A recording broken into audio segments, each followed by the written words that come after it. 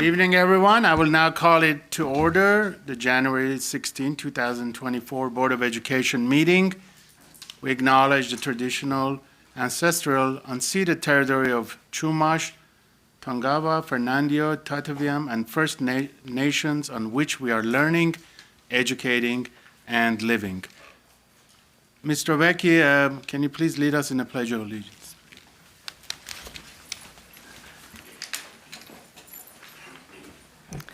Okay, put your right hand over your heart. Ready, begin. I pledge allegiance to the flag of the United States of America and to the republic for which it stands, one nation, under God, indivisible, with liberty and justice for all.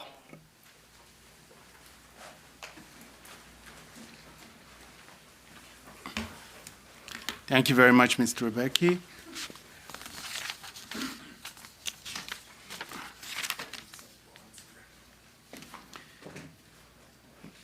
Ms. Quiteria, please take the roll call at this time. Member Cano? Here. Member Weisberg? Present. Clerk Tabbitt?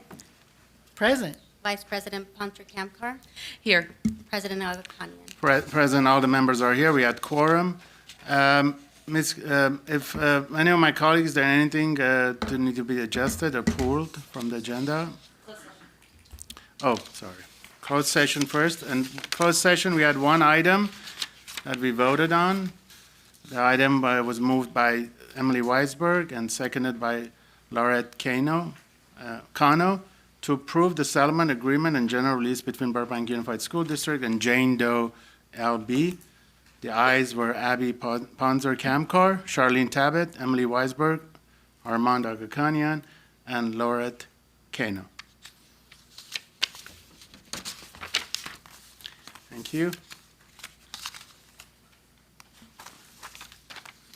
Now, if anyone has any adjustments to the agenda, I know that item 12U, right? That is correct. We are pulling the item on the instructional calendar. I know that the board has a few concerns about that, so if we're going to bring it back, I would love to hear what the concerns are and what we need to address so that when we bring it back, we can get it through. Yes, please. Yes, Ms. Weisberg. Thank you. A couple of questions.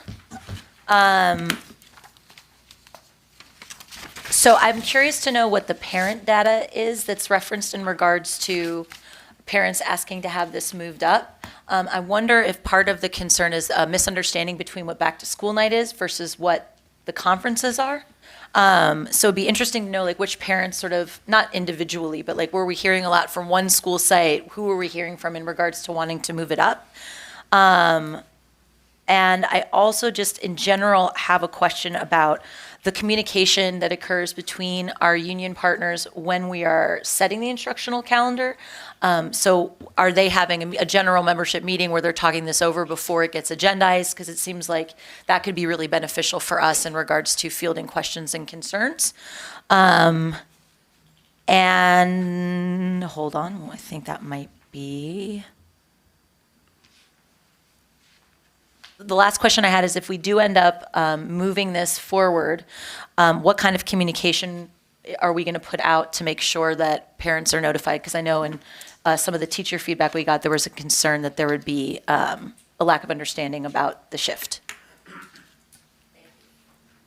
Ms. Kamkar. Yeah, thanks. So in addition to the change in the parent conference dates for elementary, I think there was also a concern on the high school calendar. Just we've talked a little bit about the difference in the semester length, but then also the finals being split over the Memorial Day weekend. And so I recognize that it may be that you probably can't both move all of the finals to after Memorial Day weekend and also finish fall finals before the holidays, but we should probably have that conversation as well. Thanks. All right. Any of my colleagues? Anyone else? All right. Thank you, Ms. Weisberg and Ms. Kamkar. Any items for future agenda? We already went over that, right?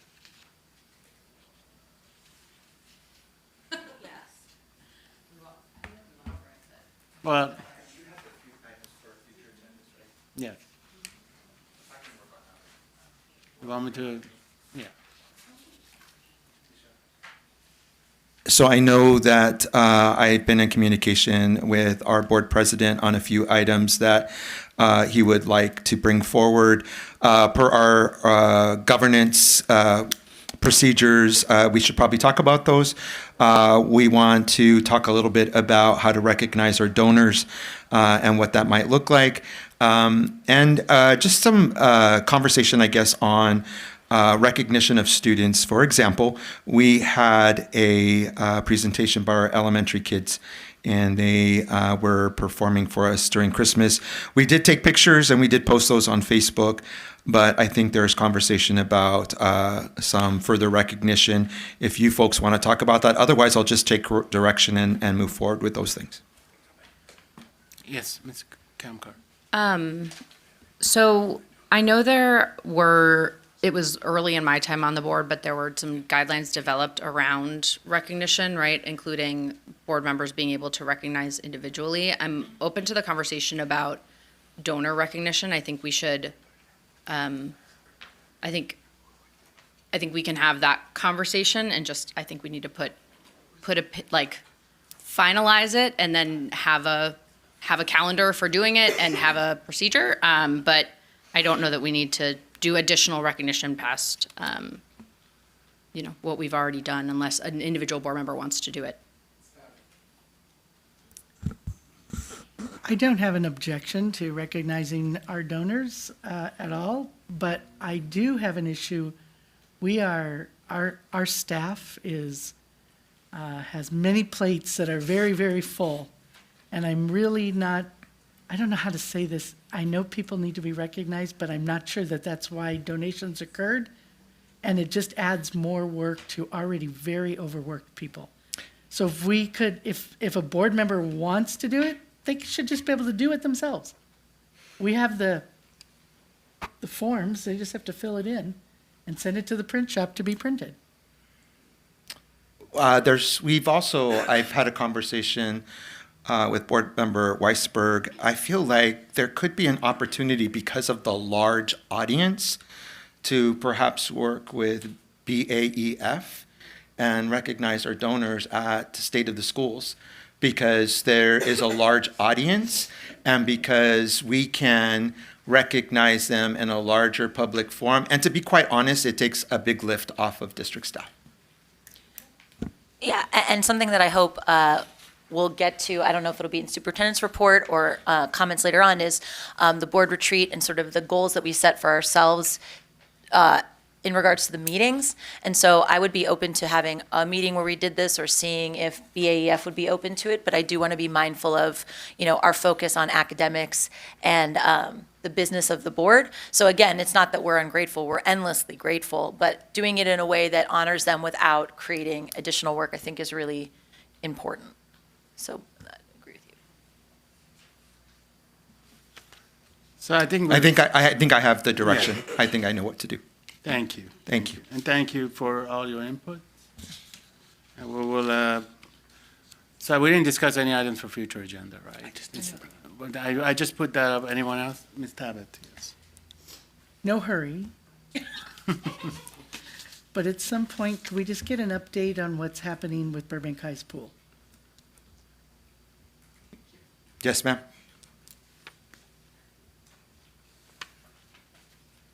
Anything else? All right, thank you. Now, it is my honor to do the oath of office. I'll be administering the oath of office to our new student board member, Haik Sambatian, representing Monterey High School, who will serve as a student board member for the remainder of the 2024-2025 school year.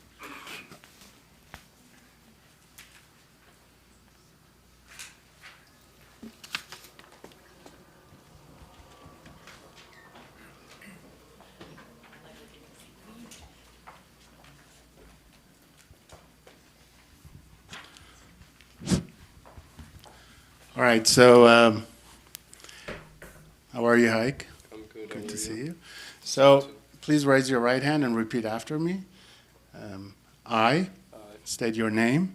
Haik Sambatian, do solemnly swear do solemnly swear that I will support that I will support and defend the Constitution and defend the Constitution of the United States of the United States and the Constitution of the State of California and the Constitution of the State of California against all enemies, against all enemies, foreign and domestic, foreign and domestic, and that I will bear and that I will bear true faith and allegiance true faith and allegiance to the Constitution of the United States to the Constitution of the United States and the Constitution of the State of California. and the Constitution of the State of California, That I will take this obligation freely, that I will take this obligation freely without any mental reservation without any mental reservation or purpose of evasion, or purpose of evasion, and that I will well and faithfully and that I will well and faithfully discharge the duties upon which I'm about to enter. will discharge the duties Upon which I'm about to enter. which I'm about to enter. All right, congratulations. Now,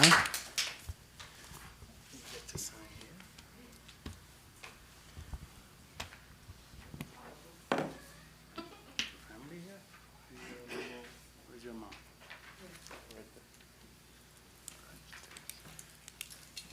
Want to introduce your mom?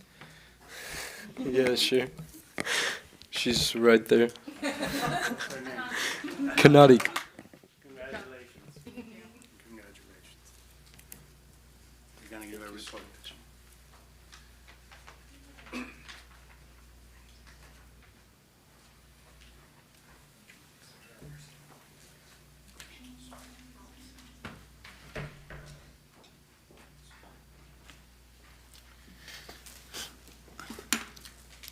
Congratulations again to Mr. Haig Sambatian. Let's hear another round of applause for Haig.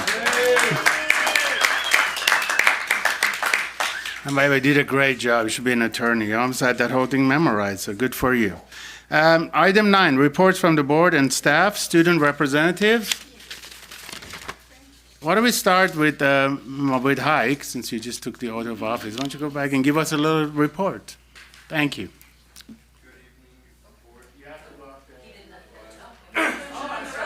I am so sorry. You're going to be, yes. Millions of viewers are going to be watching you every other.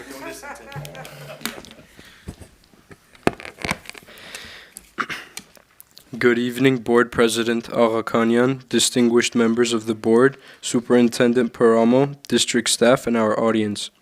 My name is Haig Sambatian, and I am honored to be able to speak with you today. I've been a student at Monterey for the past 2 quarters. I've been a student at Monterey for the past 2 quarters, and prior to that was a student at Burbank High School. Although I loved being a student at Burbank High, my time with Monterey has been invaluable. I have learned so much already and have become much more successful with the smaller setting and in a short amount of time. Today I stand before you with a heavy heart, acknowledging the sadness and hardship that our community is enduring. The ongoing fires have left an impact on Burbank as we stayed alert and ready to leave if needed. Many of our neighbors have tragically lost their homes, and it's a solemn reality that each one of us knows someone or knows someone who is in a difficult situation. In the light of this, it feels challenging to share the events at Monterey High School. However, even in these trying times, life continues, and so does our educational journey. I want to take a moment and highlight some of the happenings at Monterey High School as we start this new semester. We have been fortunate to welcome several new students to our school, while also seeing many of our former students return to their home schools. Upon our initial return from winter break, there was a curiosity among the students about their new schedules and teachers. This enthusiasm continued even after we had to shut down for a few days due to the fires. Upon our return, students had the same eagerness to dive into their classes. Next time we meet, I hope to have more to share about the progress and activities within our school. However, as I mentioned, the timing feels strange, and as we all work together to support those in need. Our thoughts and efforts are with our community, and we remain committed to aiding our neighbors in any way we can. Thank you for your attention and for your continued support of Monterey High School during these challenging times.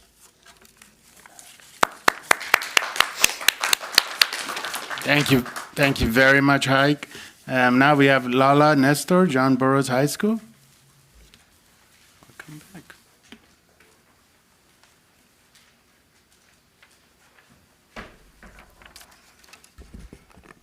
Hello and good evening, President Agakanian, distinguished board members, Superintendent Paramo, district staff, and members of the Burbank community. It's an honor to present my report to you this evening. This week, ASB is working hard to prepare for our Spring Pep Rally, which will take place on February 5th. We're so excited to honor our spring sports teams and to get the student body involved in our Super Mario themed games. Today, we hosted our second annual blood drive of the year in partnership with UCLA Health. We are pleased with the number of students willing to donate. I want to take a moment, too, to acknowledge the fires that have caused so much chaos in the communities around us. Students in these communities are expected to move on after school reopens, so our ASB has decided to create welcome back posters for John Muir and Pasadena high schools upon their return to campus. We know a poster can't fix everything, but we hope it brings a little joy and reminds them that we're thinking of them. We're also hosting an essentials drive for those affected by the fires. Starting today, running through Tuesday, students and members of the community can drop off donations in the front office. We truly appreciate any and all help. We know that even small contributions can make a big difference.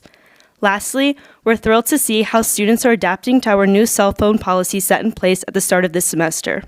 Even though there were some negative assumptions at first, it's been going great, and it's really good to see the focus and positive changes around campus.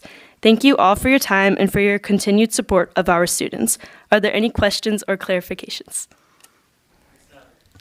I'm really excited to hear you say your comments about the cell phone policy. When you come back next time, or maybe the time after in a month or so, can you give us some specific things that students are saying about the good things Yes. that they're experiencing? I'd Or really bad. like to hear. Okay. I'm sure you would too, as we all would, so.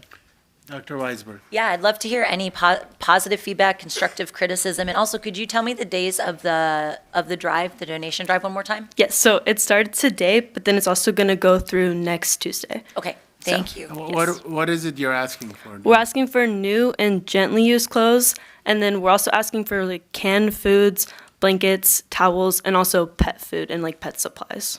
And can people drop this off anytime? Yeah, just during like school hours, but I mean, during school. yeah. Thank you. Okay, thank you. Thank you very much. Not last but not least, Rose Ilangesian from Burbank High School.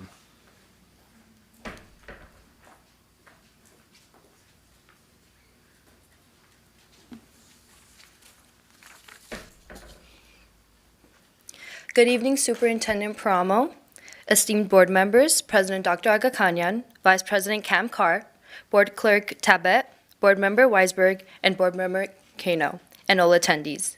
It is my distinct honor to address you this evening and provide the latest updates regarding Burbank High School. Currently, the winter sports have been put on hold due to the fire and air quality. Burbank High School is deeply committed to the well-being and performance of our student athletes. Therefore, practices and games have been canceled for the remainder of this week. We anticipate resuming some of these activities Saturday. Furthermore, due to the rescheduling of games, the rally has also been postponed to February 3rd. We extend our sincere appreciation to the district for prioritizing the health of our athletes during this time. On a more positive note, I am pleased to share that the theme for our upcoming Spirit Week has been announced. The happiest school on earth. The schedule is as follows. Monday, Rally Day, seniors and juniors are encouraged to wear blue, while sophomores and freshmen wear white. Tuesday, Tweedledee and Tweedledum Tuesday, students are invited to twin with a friend. Wednesday, Monsters University, students should wear their college apparel. Thursday is Disney Thursday, students are encouraged to dress as their favorite Disney characters. Friday is Mickey Ears Friday, students should wear Mickey ears or any Disney-themed attire. ASB is enthusiastic about embracing the spirit of the happiest place on earth right here at Burbank High School.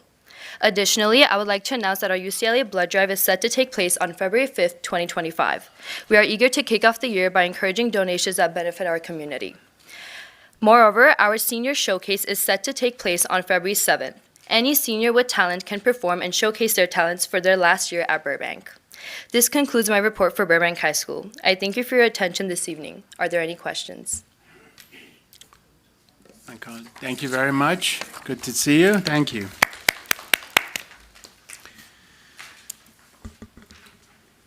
Now, we're on item 9B, Burbank Teacher Association, BTA. Do we have, yes, we have our representative here, Nicole Dubretsky, thank you. Durpeki. I want to welcome Hike to being the new student board member. This is a great job you have here to be a good leader for Monterey. I've heard nothing but great things about Monterey. I'm so happy you're in the right place to be successful for yourself. You should be very proud of that. And you having this leadership role is going to make you a wonderful man one day. So congratulations. Okay, good evening, President Agakanian, members of the board, Superintendent Paramo, members of the district and staff. My name is Nicole Trebecki. I am a PE teacher at Dolores Huerta and the BTA president. I want to thank the Board of Education and Dr. Paramo for closing the schools last week. It was the right decision for our students and our members. I want to thank Principal Robin Hatch for helping put together a Google form to fill out for those who have been impacted by the wildfires, and reaching out to our employees if they would be interested in helping out other employees in the district. I would also like to thank the BTA members and Burbank community members for their donations to the Labor Community Services Los Angeles Relief Fund. Labor Community Services is a nonprofit arm of the Los Angeles County Federation of Labor, and they have put out a call for high needs for union and community members to come together and help those impacted by the fires. We actually had to rent a U-Haul on Wednesday because we had so much stuff. I also want to give a shout out to Principal Kenny Knoop at John Burroughs and Principal Narne Barjangar at Burbank High for sending out an email blast to get more donations. We have some members that are impacted by the wildfires that have lost homes, and we have a retired teacher of 28 years who also lost her home. I would like to now switch to the importance of tardy sweeps at our secondary schools. Our members are reporting that students are wandering the halls and some are coming late to class. I am mainly hearing from our high school members.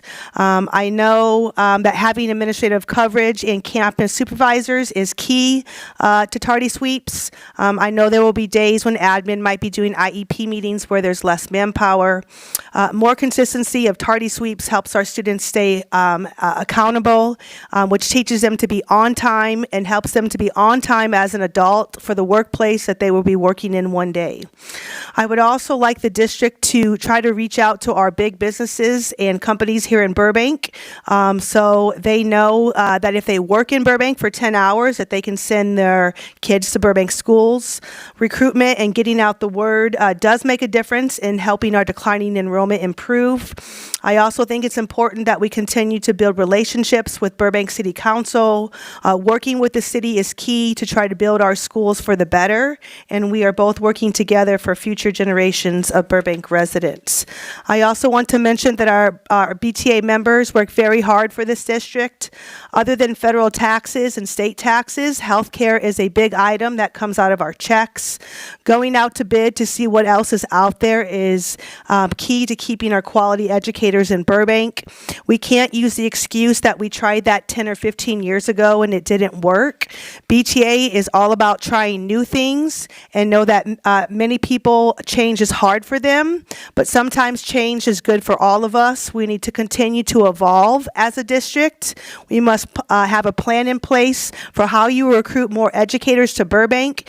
You are competing with the five-star schools for these educators, especially since less people are going into the teaching profession. I also want to mention that our special education members are overwhelmed with the work that is required of them. They feel like more and more work is being asked of them. Many feel there are not enough hours in the day to keep up with the added responsibilities that keep being added to their plates. Many sped teachers are having to give up their weekends to do the work. I know our elementary sped teachers are also spending a lot of time after school during IEPs. We need to shape our schedules where elementary teachers can get release time to do IEPs during the contract hours, something that secondary schools have. A roving sub is used in other districts, and we need to look into this down the road. This will help with recruitment of special education teachers to BUSD and help them stay in the district and not leave. This all starts with organizing and planning. I would like to recommend that all of our principals and assistant principals get familiar with Article 5, complaint procedures. It is page 15 through 17 of the BTA contract. Our principals do not know the BTA contract well. The BUSD cabinet must either have handouts for our administrators to go over different sections of the BTA contract when you have your principal meetings. Thank you for your time tonight. I know that BTA is not only fighting for better learning environments for our students, but we are also fighting for better working conditions for our members. Thanks so much. Thank you. Thank you. I don't see our CSCA president or our BASA representative here. So, and thank you very much, Mr. Becky, and all the BTA members and people who donated. I did have a chance to visit. So thank you very much for all you do. 9C, reports from the superintendent. Dr. Prom, before, to our new member, Mr. Sambatian, I know we have two veterans here. I know your mom is here, and you don't have to stay through the entire thing. So if you want to leave after you give your report, you're more than welcome. So just and do your homework and.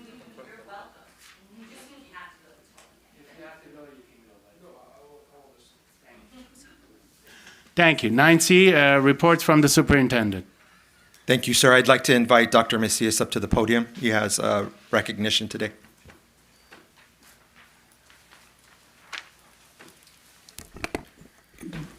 I'm going to invite an individual to stand with me, Mr. Victor Ledesma. Thank you, sir. Thank you. I am very happy to announce that we have a brand new assistant principal at John Burroughs High School. Specifically, that is Mr. Ledesma. He is the new assistant principal overseeing athletics and activities at John Burroughs High School.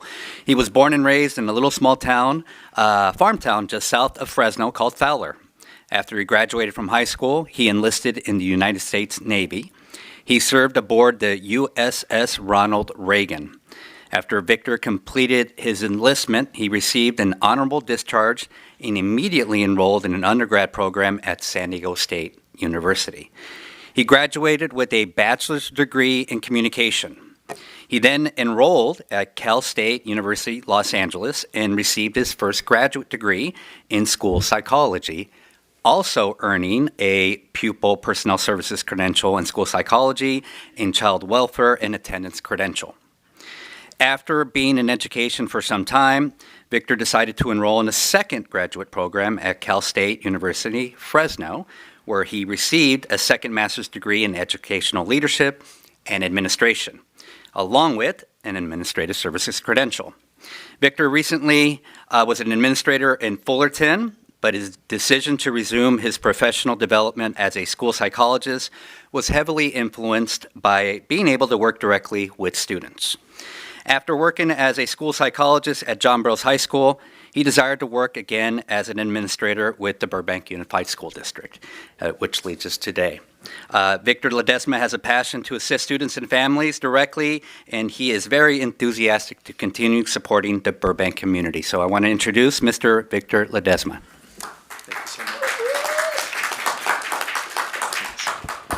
Thank you so much, Dr. Macias, and respected board members, and Dr. Paramo, and esteemed colleagues. It's an honor and a privilege to stand in front of you today to be the next assistant principal at John Burroughs High School. I'm under the great guidance of Dr. Macias and with Mr. Knoop as well. And just like Dr. Macias had said, I grew up in a small farm town of 4,200 people called Fowler, California. And in a small farm town like that, you have identity. And Burbank is a big city with a small town vibe. There's traditions, values, and beliefs that are instilled within this community, and I understand how rich tradition stems from the school systems coming down to our community. And I want to ensure that the ethos that's been instilled within the Burbank community continues with my role at John Burroughs High School. And so it's an honor, and it's a privilege, and it's a blessing to be here today.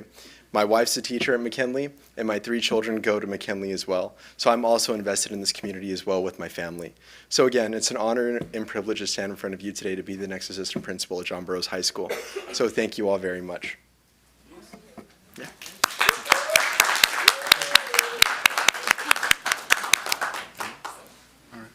of my colleagues? Congratulations.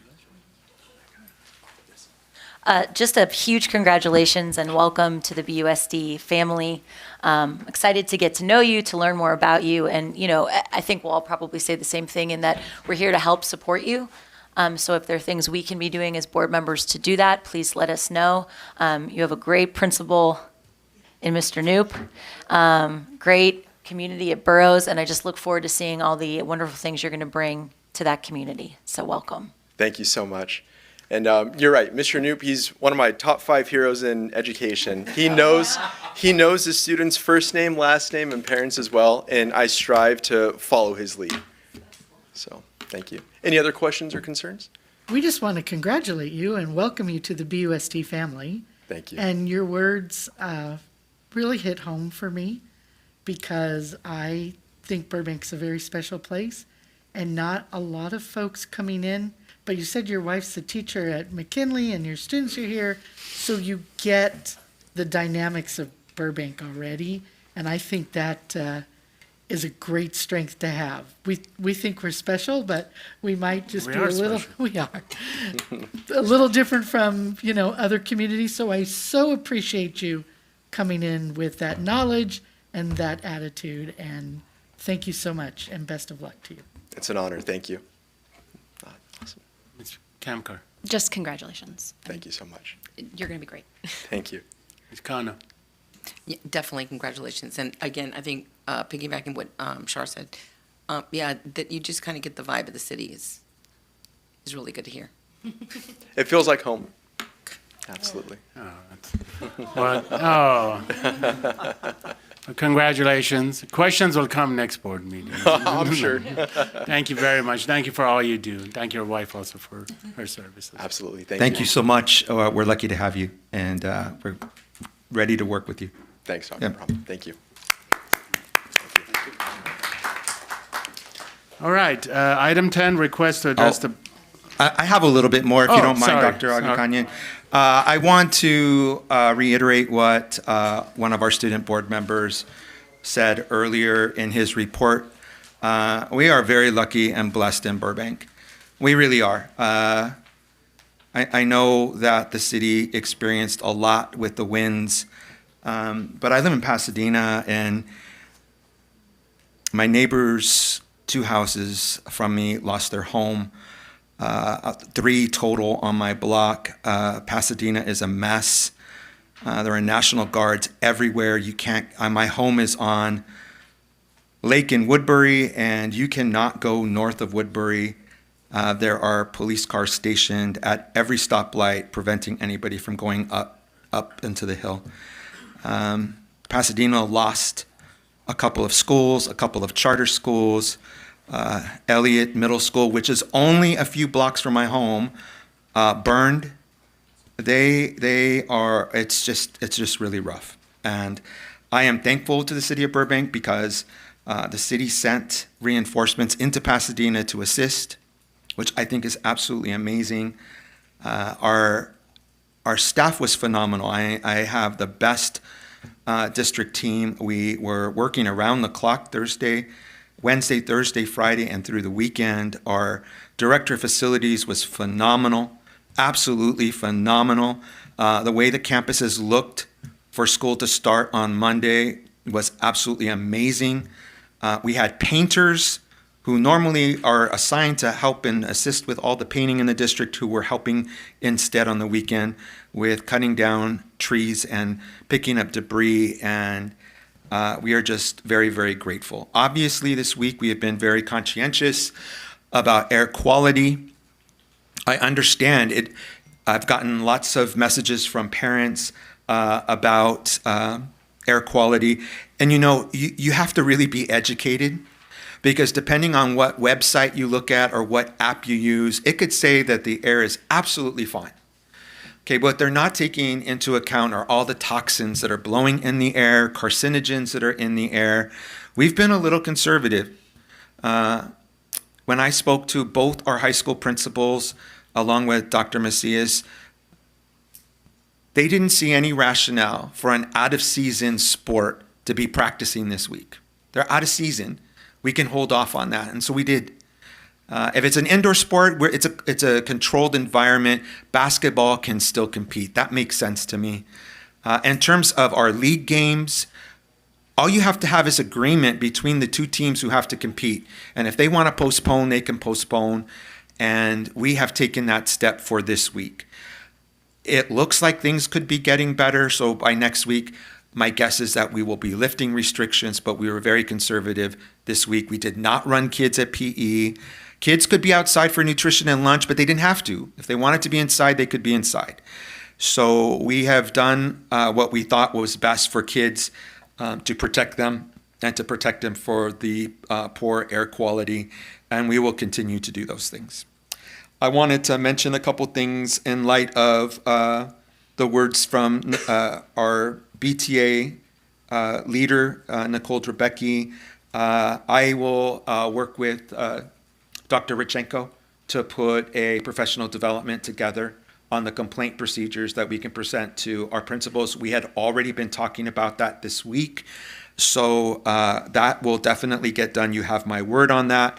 I'm a big believer in tardy sweeps, did them all the time.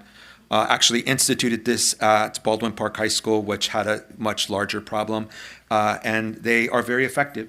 So we will get back to that, and Dr. Macias will work with our principals so that we can start to see some change. Open to any ideas with special ed. My son was in special education here in Burbank and was treated very well, and we will continue to look and explore on ways that we can help. Nicole, I also want to say that I feel very confident that we will be able to work through the MOU to make our employees feel supported who lost their homes or have had to take time off because of the fires. So Dr. Richenko and Mr. Count will be working with your team and with Alex to make sure that we can get something done right away. Last thing I wanted to tell you is that the board requested to meet over winter break. We met the day after Christmas, and one of the things we wanted to solidify were what our district goals are. What's our vision? What are our goals? Because my evaluation is tied to those goals. And it was a very productive meeting. I thought it was actually one of our best meetings where we can kind of solidify our vision for the district. And I'm just going to keep it simple because we will have more to say about it at a future meeting. But what I will tell you is that based on our vision is teaching and learning and making sure that kids are prepared when they graduate. That's what our goal is. That's what we want. And it's that simple, but it's not easy to accomplish. We know, because we're educators, what the research shows for a kid to be successful. And there are benchmarkers, and they're national benchmarkers. It doesn't make a difference if you're in school in Kansas or Hawaii.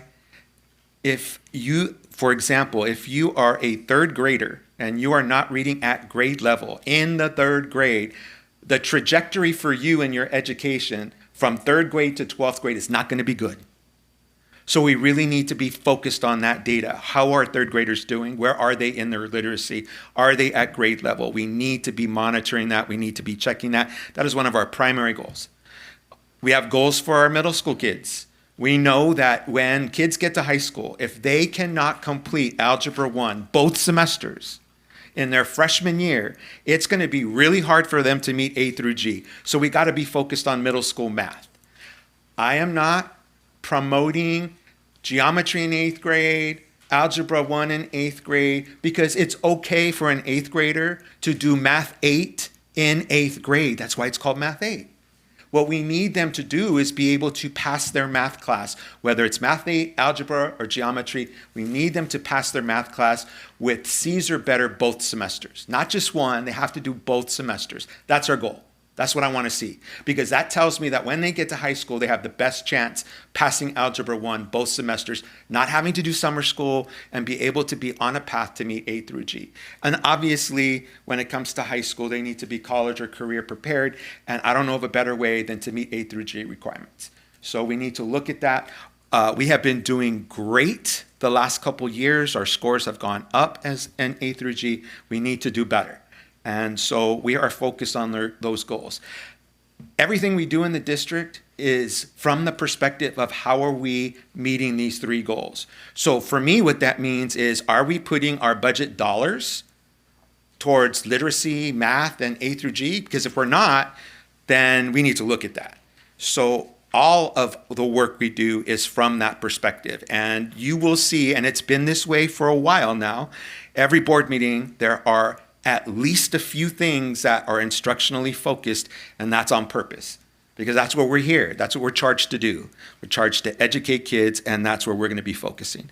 I know the board has a lot to say about that, and we will talk more about that in future meetings. But since I have opportunity and a captive audience under superintendent's comments, I thought I'd give you a preview.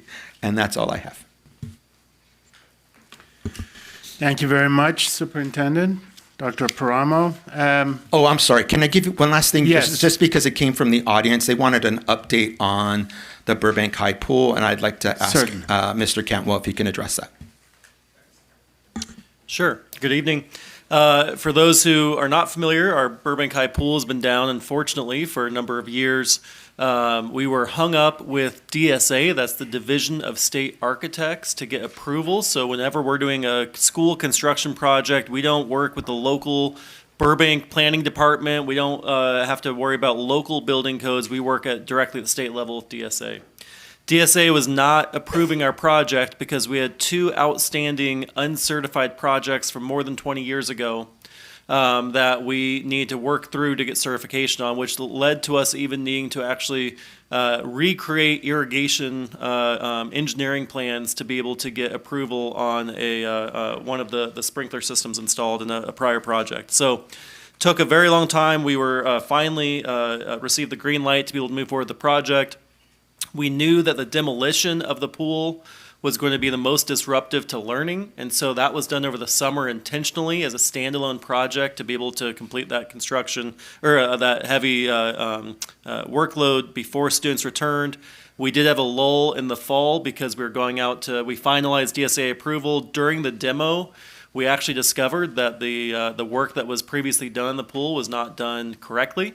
There were electrical lines that were done directly below the concrete rather than, we're very thankful that we did not have injury as the backhoe was demoing the hardscape and realizing that, again, that the conduit and the electrical lines were not done correctly, not to code, and again, could have been a real hazard. We're thankful that no one got hurt. But that did change the scope. So we had to go back through, add to the initial scope, went to bid. We're able to award the bid this fall. Right now, the current work that's being done is the water line and electrical. We did have the actual pool subcontractor staging this week. So again, people should be seeing progress. We right now fully anticipate that the pool will have a ribbon cutting in time for girls water polo in the winter of 25. So we're hoping that there's a small chance we can get at least one boys water polo game there. I'm not going to guarantee that, but we are very confident and everything is looking positive for the girls water polo season to be underway in the new BHS pool. Just for point of clarification, that pool was, yes, 20 years ago in the first bond that we had, not the last one in 10 years ago. So That's right. there were lots of problems in that first bond. So glad to see we're fixing it. Yeah, quality labor matters. And quality, and it does, and quality leadership also. Anything else, Dr. Paramo? No, thank you. Thank you very much. Before we also go to the next item, Ms. Quiterio, make sure Mr. Sambatian also gets some new business cards as our new representative as well. Thank you very much, and thank you for getting business cards for our 2 other representatives. Thank you.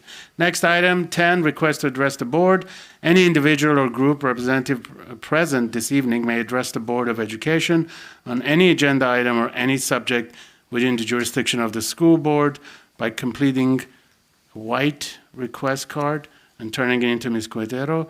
Speakers are requested to state their name prior to the speaking to the board. Not more than 5 minutes may be allowed to each speaker except by unanimous consent of the Board of Education.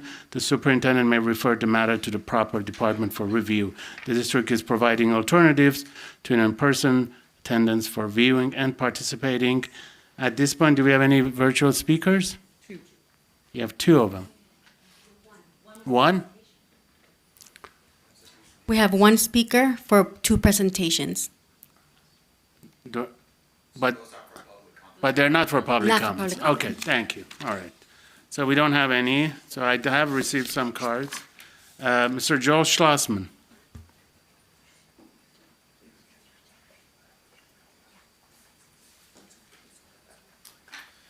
Good evening, everybody.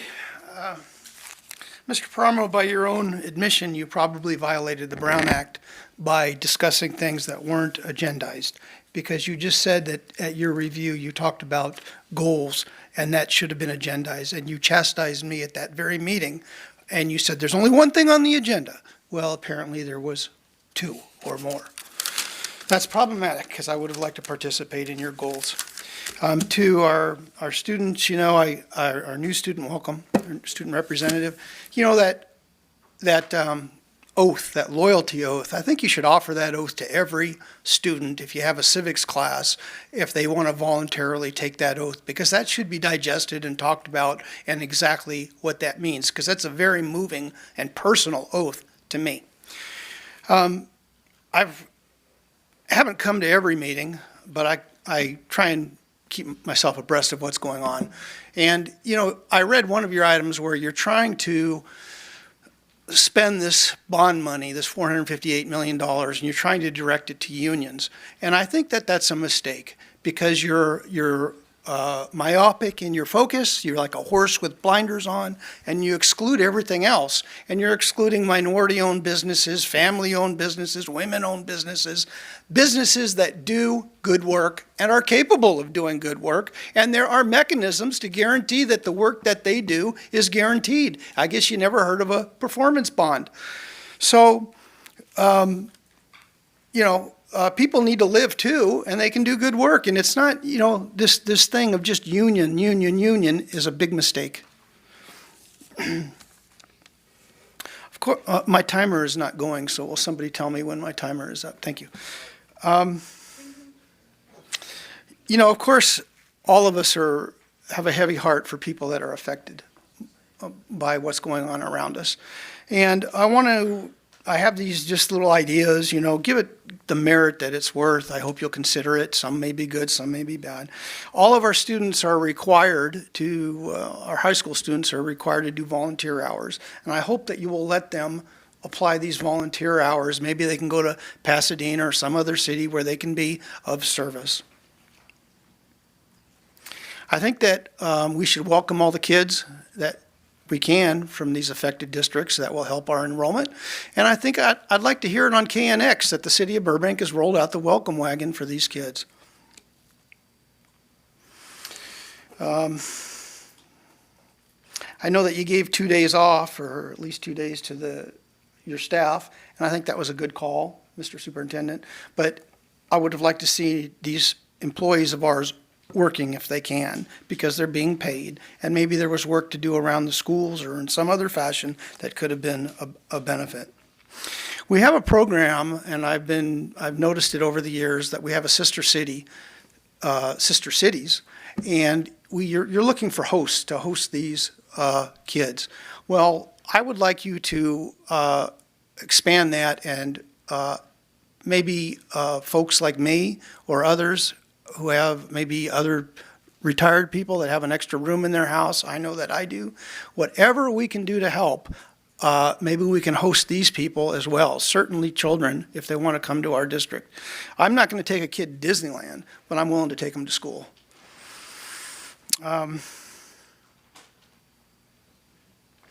And if you have a list for those things, please put the Schlossman family number one on the list. We have a lot of assets that the city of Burbank does not have. And some of those assets are, that I can think of, are cafeterias, kitchens, we have showers, we have bathrooms. And what can we do to help people if they're homeless, if they don't have a place? And is there a way to structure it so maybe in the evenings, or maybe they're not going to come in contact, you can't have adults coming in contact with our student population, of course. And I'd like you to apply those principles and think bigger, because there's all kinds of emergencies and disasters and catastrophes that can happen, and we should be prepared. We do it on a limited scale for our earthquake drills, and I think this is just another opportunity to think bigger. We have fields where you can have tents, you can have campers, you can have motorhomes. In some kind of disaster, what can we do to help? And thank you for your attention. Thank you. Our next speaker is Terry Norton, followed by Renee Palacios.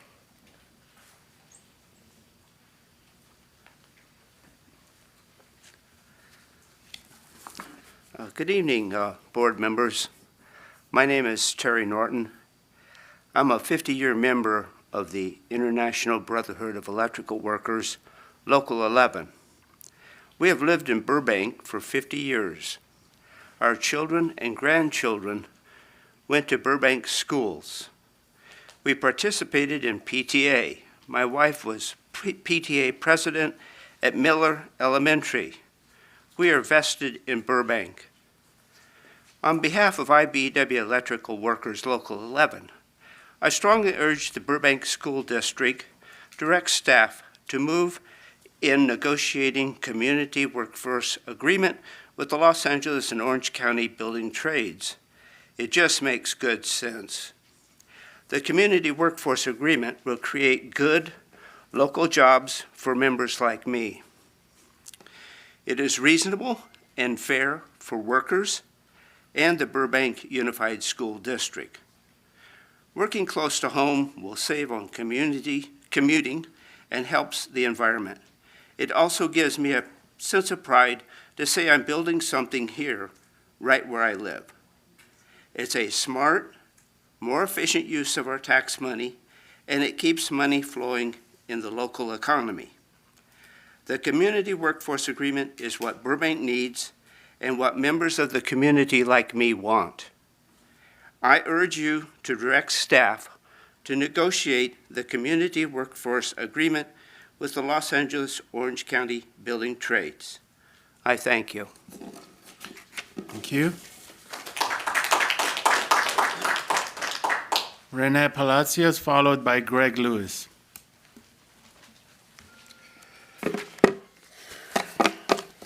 Good evening. My name is Renee Palacios, and I am a 36-year member of the Ironworkers of Local 433. On behalf of Local 433, we strongly urge the Burbank School Board direct staff to move forward in negotiating a community workforce agreement with the LA and Orange County building trades. Because of a community workforce agreement, your future projects will be built by local residents and veterans, apprentices and folks who may need a second shot in life and who are starting their careers in the building trades. Our apprenticeship is currently training hundreds of apprentices, and they need this on-the-job experience. Our journey members are the best skilled and trained workforce in the country who have passed their rigorous apprenticeship to get their journey card. Your future projects will be built the way it should, not just by the best skilled or trained workers in the country, but by the people who live in this community. This agreement is a game changer, not just for our members, but for the residents of Burbank. Thank you.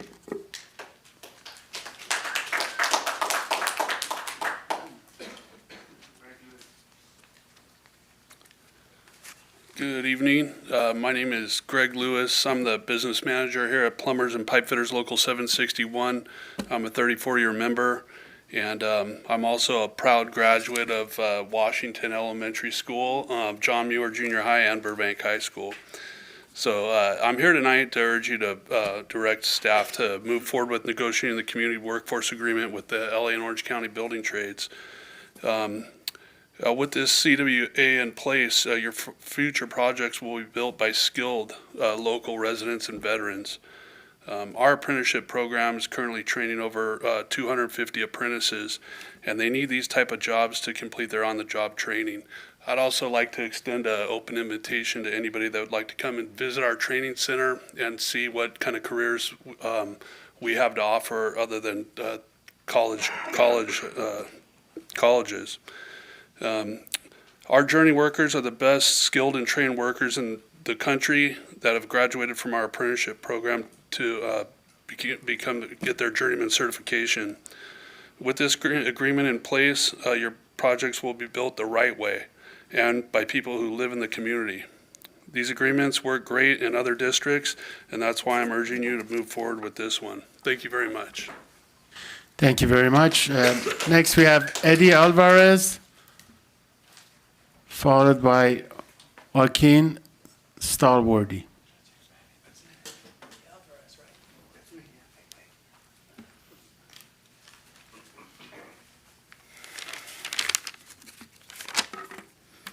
Okay. Good evening, Mr. President, board members, Mr. Superintendent, and of course, staff. My name is Eddie Escoto Alvarez, and I'm a member and council representative for the Los Angeles Orange County Building and Construction Trades Council. On behalf of Executive Secretary Ernesto Medrano and my 160,000 sisters and brothers in the construction industry here in Los Angeles and Orange Counties, I want to thank you for having us here tonight. I believe that we represent all construction workers, union and non-represented, throughout the region to make sure that they have safe working conditions and are paid a middle-class wage. We stand before you tonight asking you to direct staff to negotiate a community workforce agreement with the LA and OC building trades. Agreeing with the CWA will make sure that your future projects are built with the best locally skilled and trade construction workforce in the country. Our apprentices, as you've heard, have gone through a rigorous 3 to 5 year school to achieve their journeyman level status, or as I like to say, a bachelor's in construction with no debt. Some of us, including this guy, would appreciate no debt after 5 years of school. Some of us did both also. Our joint labor management programs, which are both run by the unions and our contractors, are regarded as some of the best in the world, evolving as technology evolves in the construction industry. Our nonprofit partner, the Apprenticeship Readiness Fund, has placed almost 16,100 students in the last 3.5 years. The stats on those is pretty simple. 93% of those students have been of color, 56% Latino, and this is a stat that really jumps out when we got it about a year ago, not even a year ago now. 20% are women. The national average for these programs is 2. So we are leading the way to make sure that people who are building projects look like the people who are going to use those facilities. We are very, very proud of this. We are leading the way to open up the doors for folks who have traditionally gone to the trades, often needing a second or third chance of life, such as I was. Beyond that, we are invested in Burbank. As you heard, Greg, our business manager from the Plumbers and Pipe Fitters, grew up here. This morning, Secretary Medrano was at the topping out ceremony for Burbank Airport, a great project that is union built, and that will change the community and the region. We have members that live here in Burbank. Some of them are here tonight, as you've heard, that will directly benefit from the CWA. We look forward to working in staff negotiations and implementing this agreement. Again, we ask you to direct staff to follow the motion to negotiate a CWA with the LA and Orange County building trades. Thank you very much.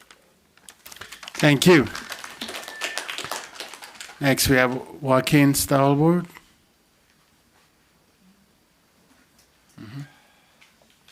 And by the way, if I mispronounce your last name, I apologize. No. Perfect. I have the most difficult last name. It gets it wrong. You've done the best by far. I appreciate Thank you. it. Good evening, Honorable Burbank School Board. My name is Joaquin Stallworthy. I am a 24-year member of Local 105. I am also a Local 105 North LA business representative. On behalf of our 7,000 members, I urge you to direct the Burbank Board to direct staff to negotiate a community workforce agreement for our community. Because of community workforce agreements, our future projects will be built by local residents, veterans, apprentices, and folks who may need a second chance. Our apprenticeship currently trains roughly 800 apprentices and would definitely extend an open welcome to come to our facility. Your future projects will be built by the best skilled trained workers in the country by far. Again, I urge you to please negotiate a community workforce agreement for the LAOC building trades. Again, thank you for your time. Have a good evening.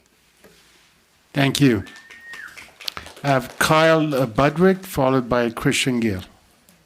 Kyle.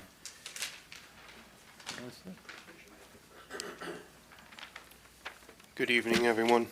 My name is Kyle Budrick. I am a first-year apprentice with the Plumbers and Pipe Fitters Local 761, and I live here in Burbank. I came tonight to urge the Burbank School Board to direct staff to move forward with negotiating a community workforce agreement with the LA and OC building trades.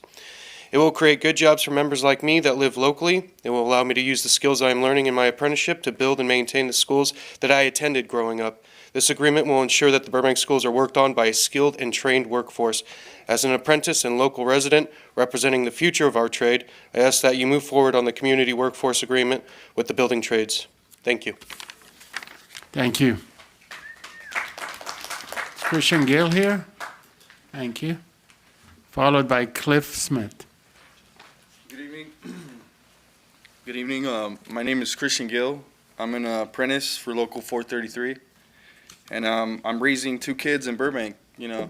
So I'm raising a family, a young family, and it's an honor to be able to work here. And all that being said, on the behalf of Local 433, we strongly urge the Burbank School Board direct staff to move forward in negotiating a community workforce agreement with LAOC building trades. Thank you. Thank you. Cliff Smith. Thank you. Good evening, board members. Thank you for your time. My name is Cliff Smith. I'm the business manager of the Roofers and Waterproofers Union, Local 36, representing 1,200 of the best skilled and trained workers in our trade around Los Angeles County. Many of them live and work in Burbank.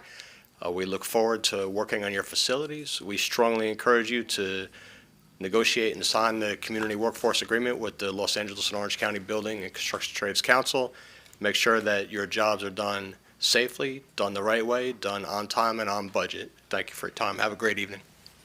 Thank you. We have Mr. Martin Rodriguez, followed by Josh Christensen.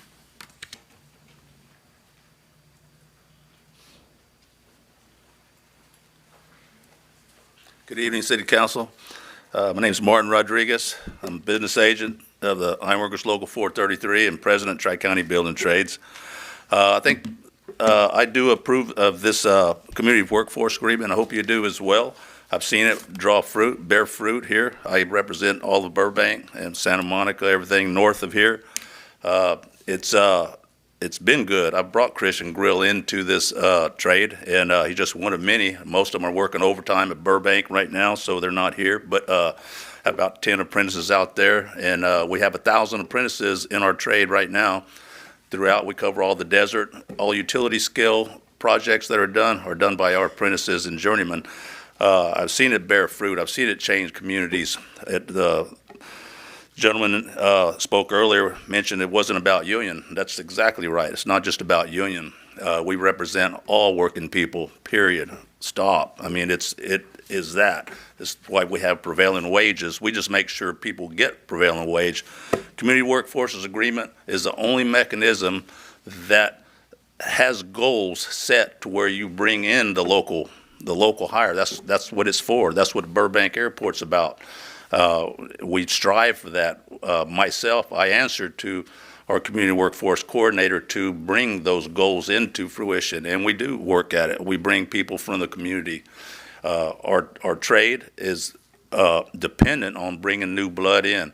These projects, capital improvements that are done in the Burbank and all surrounding areas are gladiator training school for our apprentices. That's what brings the next skilled and trained craft into fruition. With all the disaster we've had, we're going to need them, trust me. To rebuild Altadena, the Eaton fire caused a lot of damage. Pacific Palisades, I cover all of that, and 5 schools and a high school got to be rebuilt. We need that skilled and trained, and bringing our apprentices in is a huge part of these PLAs. So thank you for your time. Appreciate it. Thank you. And Mr. Josh Christensen, followed by Roberto Violeta.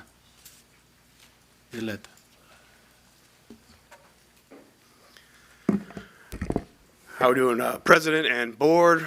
Glad to see you guys here today, and it's good to be able to speak to you guys on a positive opportunity for the school district of Burbank to be able to approve and urge you guys to approve the community workforce agreement.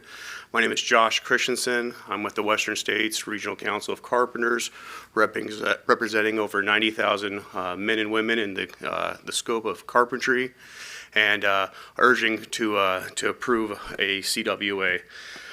Throw a side note on why it would be important for carpenters to work on these projects is an opportunity for your Burroughs High School, who has our Career Connections program, the carpentry program in your guys' schools.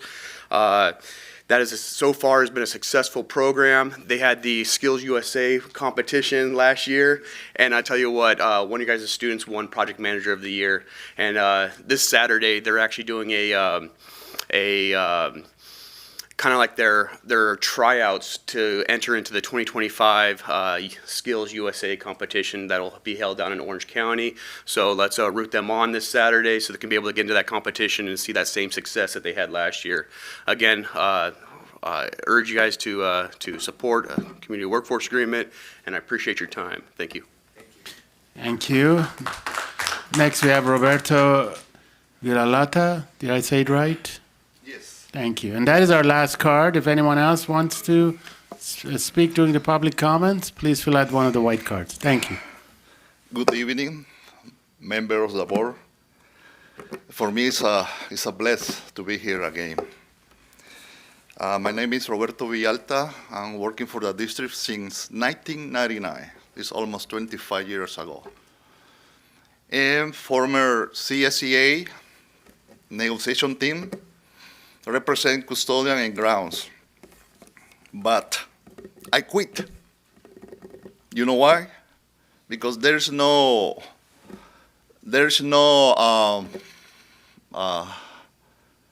opportunity, open minds for my ideas, my proposal in the district. So in my monthly meeting in adult school, even I don't have a chance to speak. So that's why I came here. And I couldn't talk on December with my sound system. You didn't hear me, remember? This is Roberto Villalta, this is me. So for many people, they don't know me. So after my little brief, maybe you can hate me more, or maybe you can love me more. But you need to pay attention to me, because this concern my department.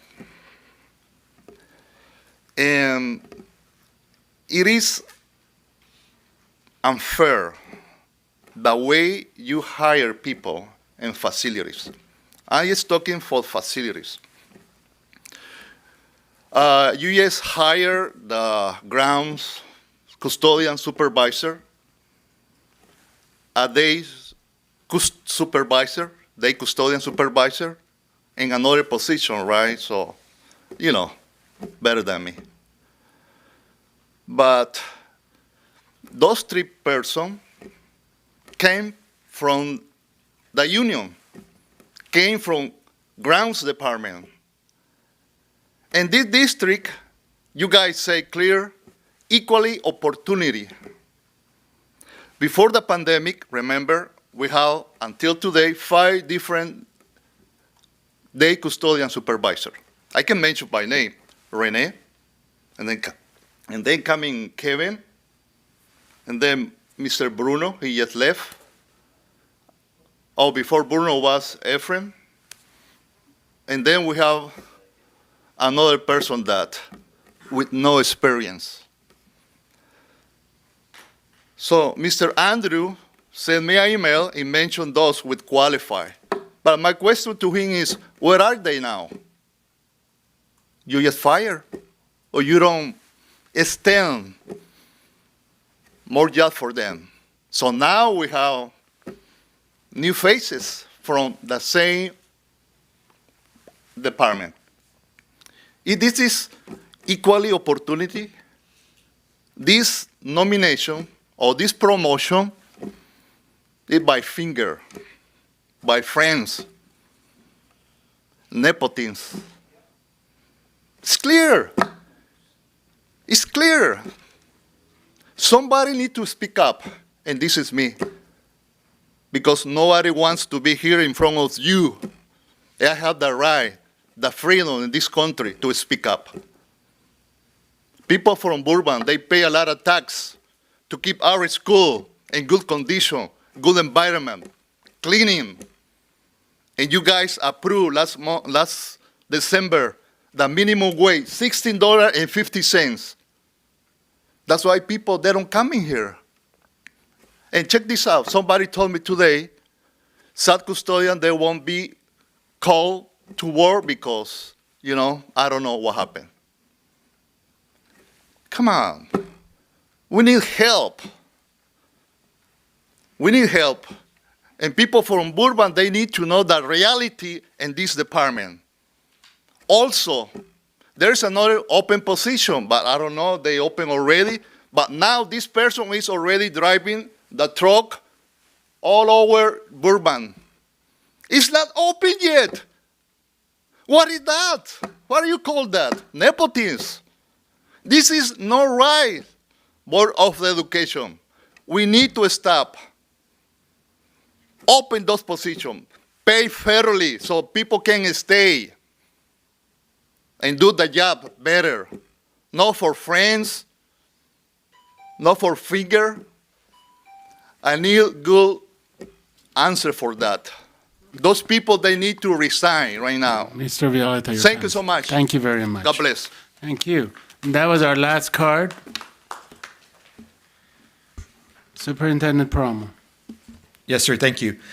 Mr. Norton, Mr. Palacios, Mr. Lewis, Mr. Alvarez, Mr. Stallward, Mr. Budrick, Mr. Gill, Mr. Smith, Mr. Rodriguez, and Mr. Christensen. I totally appreciate you, and I respect the skill set that you represent for your respective areas. And I think that the recommendation we have brought forward to the board is evidence of that, and I will just leave my comments there. Mr. Villalta, I have known you for a long time. Some of these concerns you brought up, I'm just not familiar with. I don't know the situation about an open position and someone driving the truck. But what I will do is, because you've brought them forward and you've brought that in front of the board, is I will ask Mr. Cantwell and Ms. Rodchenko to address these concerns and to get back to you. Thank you. Board member responses? Dr. Weisberg. Thank you. Hold on, let me go through my notes. Mr. Becky, you spoke earlier, but just wanted to say thank you again for always keeping us updated on what you're hearing from your members. And I just wanted to thank you, and also Alex from CTA, for your steadfast leadership in regards to representing your members during the fires this past week. You checked in with us pretty much immediately, and I hope your membership knows how invested your entire leadership team was in making sure that everybody was taken care of, that you were advocating for the school closures. And so, I always learn something new when you come to the meetings, and appreciate so much the relationship we have with you and with BTA. I'm also going to read pages 15 through 17 of the contract to learn about complaint procedures. That's also helpful for me. to Mr. Norton, Mr. Palacios, Mr. Lewis, Mr. Alvarez, Mr. Stallworth, Mr. Budrick, Mr. Gill, Mr. Smith, Mr. Rodriguez, and Mr. Christensen, I just want to thank you for being here. I'm going to go off on a it's like a 30-second tangent, which is that some of you know this about me already, but my grandfather worked for the Steelworkers Union his entire life. And so I grew up understanding the vital importance of unions. And I think it was Mr. Rodriguez who said, it's not just about union, it's about making sure that every worker is paid what they deserve, that they work in fair conditions, that they're treated fairly. We talk a lot in this district about diversity, equity, and inclusion, and we would not be fulfilling that if we weren't looking to work with union labor, right? Because we can talk about prevailing wage all day, but if people are being denied prevailing wage or safe working environments or the ability to get jobs and get trained in jobs, where's the equity in that? Where's the inclusion in that? Doesn't exist. So to me, this really speaks to our continued effort to live by the goals that we set. So it's been really exciting to tour some of the facilities. A huge shout out to Mr. Christensen. The Carpenters have been phenomenal partners to us with our current apprenticeship program, and I look forward to deepening that. And a couple of us had a chance to go on tours over the past couple of months, but there's a lot that's going to happen with this bond. We heard tonight about some of the major issues that happen with the Burbank High Pool. Pretty much can guarantee you that was not done with union labor. So I would rather have things done right the first time and know that our students are safe, know that our teachers are safe, know that our staff is safe in the schools and the facilities that are being built and maintained by union labor. So I just want to thank you all for taking time on a Thursday night. I know there are lots of other places you could be. And thank you for your continued education about your programs and about how important union labor is. I don't think I truly understood the scope of it. So just a really a heartfelt thank you, and I wish my grandfather was here to see this. Roberto, thank you. We were really sorry that we tried it. I don't know if you were able to watch, but we tried like 8 bajillion times to get you on the Zoom, and something wasn't working. So I hope that you've always felt welcome by the board, and I think it's great that you're so vocal. You always have been, and I have no doubt that you will continue to be. I look forward to hearing from Mr. Cantwell and from Dr. Tenko to hear a little bit more about the concerns that you've raised. But I hope that you will continue to do that. I know you sent us a very quick email couple weeks ago, but I hope you will also reach out to us by email and not wait for a board meeting if you have concerns, just so that you feel like you're being heard. Because often, there's a pretty big stretch of time between one board meeting to the next. So I look forward to following up with staff on that, and hopefully having conversations in the future where you're feeling more heard and your concerns are addressed. I think, yeah, that's it. Thank you. Thank you, Dr. Weisberg. Board Member Kano? Yeah, same thing, Nicole, definitely, thank you for the information. I have some questions, and maybe I'm just gonna talk to the SPED people in terms of just was wondering, what programs are they using then to writing IEPs? Are they digital? Are they still doing so? I'm kind of curious just about that. For all the gentlemen, yes, Mr. Norton, Palacios, Lewis, Alvarez, Stallworth, Budrig, Grill, Smith, Rodriguez, Christensen. Yeah, I'm definitely aware of unions. My father was a musician, so you'd think, what does she know? My dad was on the board of directors of Local 47 for all my childhood, because the same thing, unions, they make a huge difference in people's lives. So I'm very aware of that. So thank you very much for hearing, letting us hear your voice. And then, Mr. Villalta, this is my first time meeting you, and unfortunately I was not able to hear, I'm definitely want to know more about, what your visions are, what your, concerns are. So, but thank you very much. Thank you. Board Clerk, Ms. Tabbitt.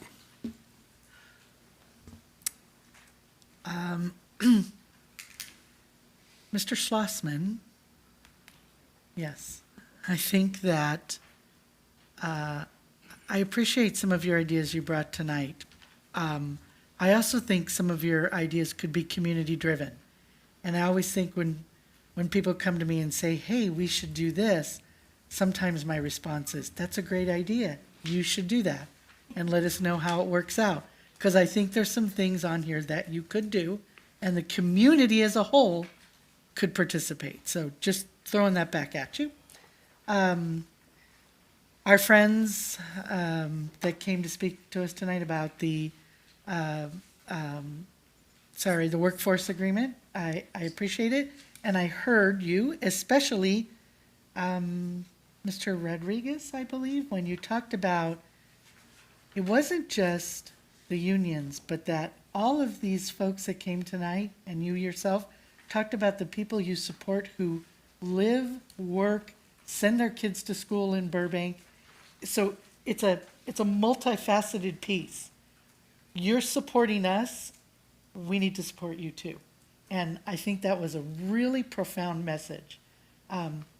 As I said before, when the assistant principal came in, I don't know if you were here, but that being part of Burbank and being what Burbank is really important to me. And I was really, that message meant a lot to me. So thank you. Mr. Christensen, Josh, you said the same thing. Similar, I know you've worked with our class at Burroughs. I'd love to see that class expanded. I've talked to you about that, to Burbank High and all of your trades. There's this wonderful Skills USA competition that I got to go to last year, and I was amazed at what our high school kids were learning about all of your trades and taking it to this competition to compete. It takes a lot to amaze me, and I talked about it for weeks after, ad nauseum. Great experience for kids, and I'd really like to see that expand. If you could help us do that, that would be great. And Mr. Budrick, I remember you also. My first house was across the street from your parents on Pass Avenue, and I believe your father was a plumber too? 50 years. 50 years, yep. Please say hi to Jeff and Leslie for me. And I think that I think that played baseball at Burroughs? Football and baseball. Yeah. Football and baseball, there you go. I don't know why I didn't remember football, because anyway, so thanks for staying here and raising your family here, because that's what Burbank's all about. And that's the message you gentlemen brought to us tonight. And I think that's really important that we support each other. So thank you very much. You didn't expect that from me, did you? Mr. Vallarta, I'm going to ask staff to please speak with Mr. Vallarta. I'm sorry, I am not saying your last name. Villalta. Thank you. Please meet with him, talk to him. I want to make sure that your thoughts are being heard and looked into. I appreciate you coming here tonight. I know it's not easy. You work a long, hard day. It's been really rough the last week with the debris from the winds, and you have added duties. So it takes a lot to, get cleaned up after work and spend your time here. So I appreciate you for that. And I think, yes, thank you, staff, for taking that time. And Mr. Becky, you too. Thank you for coming out and supporting our teachers and the BTA and speaking up on their behalf and always being, that leader that is here for everybody. That's important. And you do it with kindness always. So thank you. Okay. Thank you. Vice President Wanzer Kamkar. Thank you. I want to say thank you to everybody who came to speak this evening, but especially our friends from the trades. So I want to make sure I didn't miss anybody. IBW 11, Ironworkers 433, Plumbers and Pipefitters 761, LAOC Building Trades, Local 105, Local 433, Roofers Local 36. Did I get the number right? Okay. And then Carpenters. Yes. Did I get everyone? Okay, awesome. Just like if it's so amazing to see such diverse representation across the trades, not only in which trade you're in, but also across the seniority and the amount of time that you've spent in your craft, and coming out and talking to us about this really important workforce agreement. If I'm being honest, I didn't understand before last fall why we would need something like this. I knew we had to do DSA, which is a pain, and that we had to pay prevailing wage. I thought kind of between those two things, we'd get quality. And I think I've been educated in terms of some of the past work that's been done that has not been union work. And I've been educated, I think, especially by Mr. Christensen and Mr. Alvarez around the importance of this agreement, and especially by Dr. Weisberg, who I really want to thank for being the champion of this on the district side and making sure that it moved forward, and that we're here tonight really doing this really important thing. This was, something that I know she feels really strongly about, and she educated me on it, frankly. But, like I said, I kind of thought it was the same thing to just have DSA and pay prevailing wage. And I know now that it's not. This is really going to ensure that our work gets done by skilled, trained professionals who have protections and the ability to join the middle class. And I just want to thank you all for not only coming here tonight and talking about it, but also, a number of the unions have been really supportive of our schools individually in apprenticeship programs. I was able to go to the training facility for plumbers and pipe fitters. It was an amazing day. And I'd love to see every union participating in something like that. And I know that, plumbers and pipe fitters and carpenters have both been really active in trying to make sure that happens. And so thank you for coming out, and I'm really excited to move this forward and work with all of you. Thanks. Thank you, Vice President. Mr. Vialta, thank you for coming and speaking tonight. I would say myself and my colleagues agree, we are always been open, and we will continue to be so. So if you have any concerns, not only email, you can call us and meet with us if you would like to. But again, as my colleague said, we will look into this. But again, I appreciate you being, not only vocal about this, but also bringing some concerns that you have. So we will look into the matter, but just know that all of us are available whenever you want to meet us. To all of my union sisters and brothers, I think when we talk about what's happening right now with not only this agreement, but also what the unions bring, it's about the foundation of our communities. People forget that, a lot of what you see, not only when it comes to buildings and trades out there, but also our own communities were built by a lot of these members, individuals who grew up in the area and haven't gone anywhere. Just like Ms. Tabbitt said, being a neighbor, I'm not surprised. I have a lot of friends who grew up in Burbank. This is their home, they're union members. But I think more than ever also, we need these jobs, we need the unions because of what's happening globally, what's happening in the competitive markets, and what's happening for our kids when they graduate high school. If any of you have never been to any of these programs, we can talk about Christians and what the carpenters are doing. Just go visit their facilities. Trust me, they'd be more than happy to invite you. First of all, they're always super clean, just to start with. But also, it's very organized. As an educator, I was amazed how well everything is, even when it comes to the education programs. So individuals not only go to learn the trades, but they're also educated at the same time.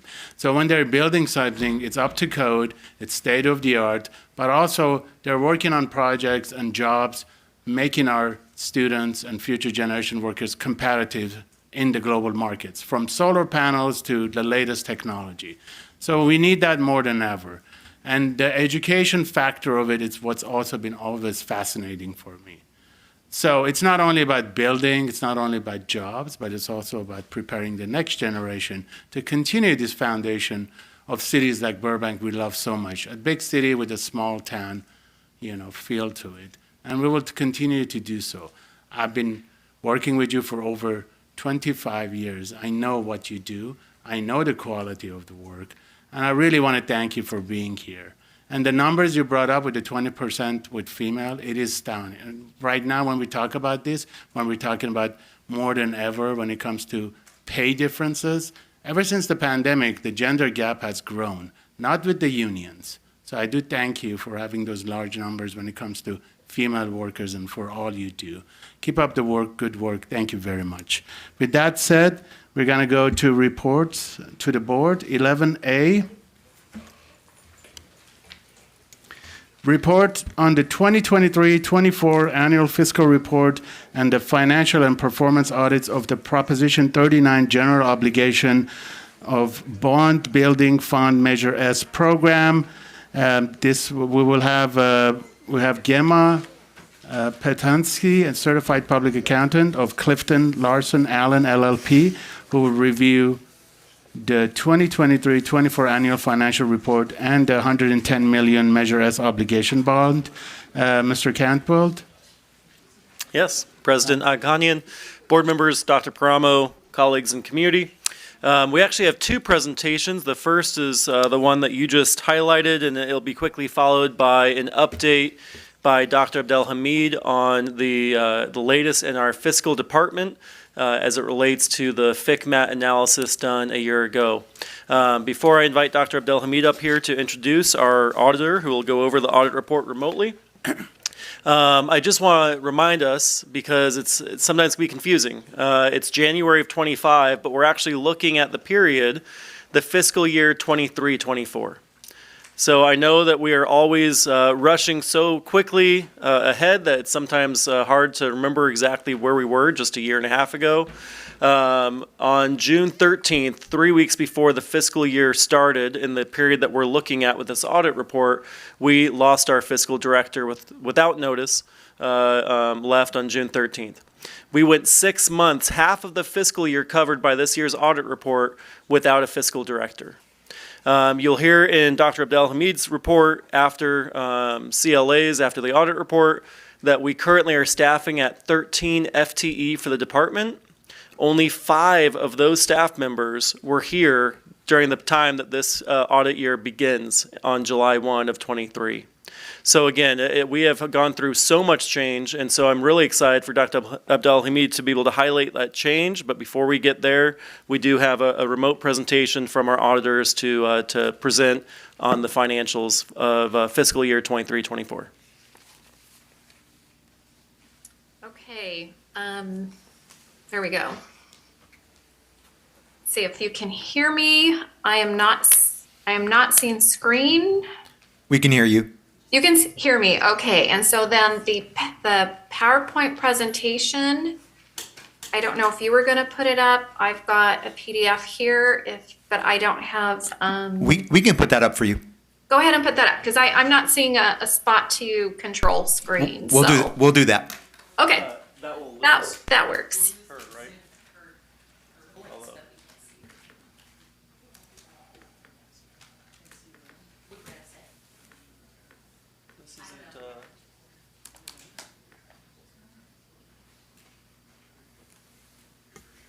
Can we get help with the laptop? The password's not popping up. Okay.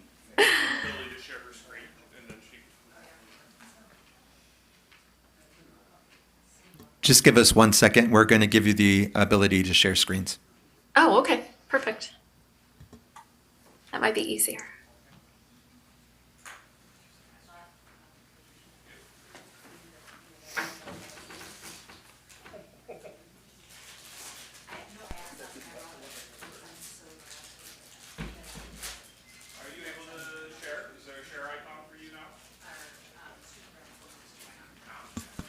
Are you able to share on your end? Is there a share icon? There is no share icon, Got it. unfortunately. Okay, try one other thing. If everybody has a copy, I could always just kind of walk you through and let you know what page I'm on. Let's see, join as panelist, maybe. Yep, go ahead and do that, and then you'll have the opportunity to share.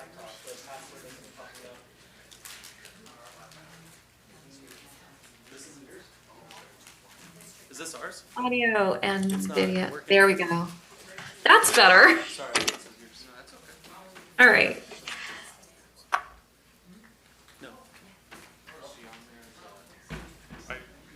All right, and I do have the share, so I will share. Go ahead. Go. As long as we keep it on this screen, she'll be able to share. What's that? You can just keep it on the Zoom. Okay, am I sharing the right screen? I think so. Yes. Okay, perfect. Awesome. Thank you. Thank you for working with us through the technology, and thank you. Well, good evening, Dr. Again, I'm going to say it wrong. Agahanian, members of the board members, Superintendent Paramo, administration. Thank you for having us this evening, and thank you for giving us the opportunity to do our presentation remotely. We'll give it a try this year, and generally I come on site, so maybe in the future I'll do that again if we're having trouble with technology. But I'm here this evening to talk about, and joining me is Gianna Paris. Gianna is the senior on this audit, so she worked very closely with me and with your team to work through the audit process. And she's going to share in the presentation. She will take a couple of slides for me. But I'm going to go ahead and start. First, just kind of reminding everybody about the audit purpose. Naturally, our role in this process is to issue an opinion on the fairness of the financial statements. And, that's key in terms of the auditor. The financial statements are the responsibility of management. And, our role is really to audit and then, issue our opinion. And the audit, of course, as you know, is required. Education code requires it. California Department of Ed has already received a copy of this report, as has the State Controller's Office. The audit is also listed as part of the state guide every year. And the Education Audit Appeal Panel, provides guidance in terms of all of different components of the audit that we need to address. And then because you receive federal funding, the report has also been filed with the Office of Management and Budget as part of your single audit filing.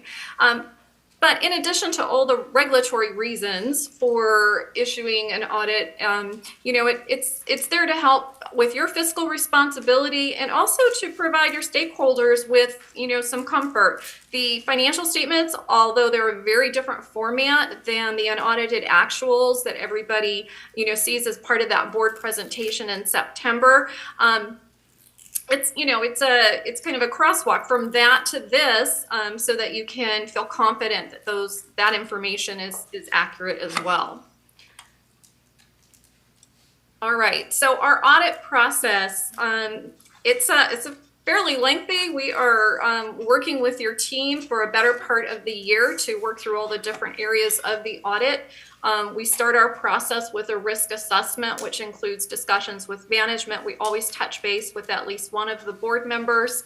We do some preliminary analysis and really think about, what are the key high-risk areas in an audit. We're always required to obtain an understanding of internal controls, and so we do some walkthroughs of key processes like revenue collection, your payroll, your disbursements.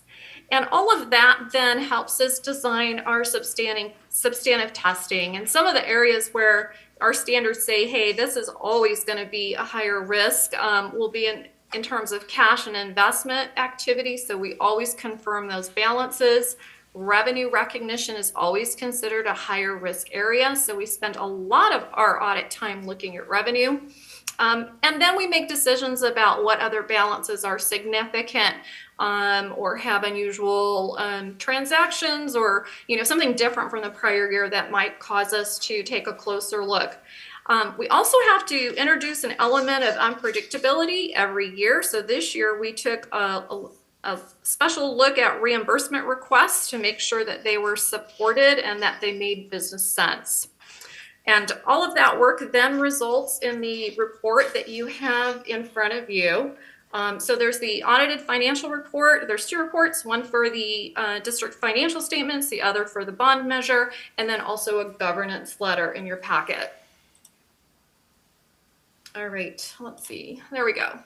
As part of that communication and what we're required to communicate to the board is outlined in this particular slide. So we have issued an unmodified opinion on the financial statements, and that is the best type of an opinion that as an auditor that we can, as a CPA, that we can render. It means that an informed financial statement a reader can rely on the information. As we approached our audit, there were no significant changes in the scope of the work we were going to do, so nothing significant changed that would alter our approach.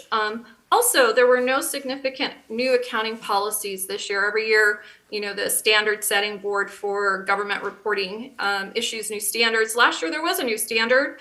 However, nothing occurred within the district that would cause you to implement that reporting standard. So no real new standards that impacted the financials. In terms of the government-wide financial statements, we also always have to call out if there's some significant estimates. Probably the two biggest are your OPEB and STRS and PERS. That's because they're based on actuarial data. They're estimates. And so our responsibility is to ensure that the kind of assumptions and the data that we're comfortable with it. STRS and PERS, not much we can do there. That happens up at the state level. Not much influence in terms of your management, in terms of impact to those numbers. The OPEB, a little more influence in that management has to provide the actuary with any changes to your health and welfare plan documents, so making sure they're providing that information, or if there's significant census data changes, that they've provided that. And then also the interest rate used in the calculation generally is set by the standards, but if you have a trust, there can be some variance there. But management does work with the actuary to review the report, make sure that they're comfortable, that they provide all the information needed in order to generate that really significant estimate. Other communications that we're required to make, if there were any significant difficulties, your staff was great. We worked closely with Miriam and her team with the transferring data and answering questions. We had a couple audit adjustments, and so there are 3 post-closing entries that are included on page 87. And Dr. Campbell mentioned, there was a lot of transition. So as you're going through close, when you have a lot of transition, there will probably be some things that maybe are you're not able to manage or get recorded by the time you have to close, and you have a hard close date with the county. So there were 3 items that really didn't make it in terms of figuring out the numbers, what needed to be recorded until after hard close. So we consider them post-closing. And those are listed in the audit report. There was one true adjustment for an item that was missed in the building fund in terms of accounts payable, something that had been that should have been recorded through close, but was missed. It was a timing issue. So a few adjustments, and then some proposed adjustments. And it, again, speaks to just transition and staffing. We've got a couple or 3 items related to, or 2 items related to the general fund, federal ESSER receivable, the LCFF, a couple of items there, just accruals that need to be adjusted in the current year, and then capital outlay and a construction accrual also that didn't make it onto the 2024 year-end closing, but not material, so not adjusted. The final item, the STRS MPP OPEB liability, that's an annual decision to not accrue in the full financial statements. It's a small component of the STRS related to an OPEB program that's closed. The number's not significant, and so many districts elect just not to record it on the government-wide financial statements. So that's in terms of adjustments and past adjustments. We had no internal control material weaknesses. We did have 2 management comments related to the financial reporting. The first is a carryover from the prior year. Bank reconciliations need to be performed a little more timely than they are being performed. Again, staffing changes. I think that kind of played into that, but you can see in the actual finding, management has provided their planned action to correct. And then the other item is just related to the year-end closing and the past adjustments that we have. And again, some missed things, but management has, and again, really related to staffing, turnover, and shortages, but management has put together a plan that's included in the report on how they're going to move forward and plan for this year's close. So with that, I'm going to pass the mic to Gianna. Before you pass the mic, we have one of our board members, Clerk Tabbitt has a question. Can you, Absolutely. for my sake, for my understanding, can you explain a little more in detail what no internal control material weaknesses mean? Okay, so so when we look at internal controls and if we see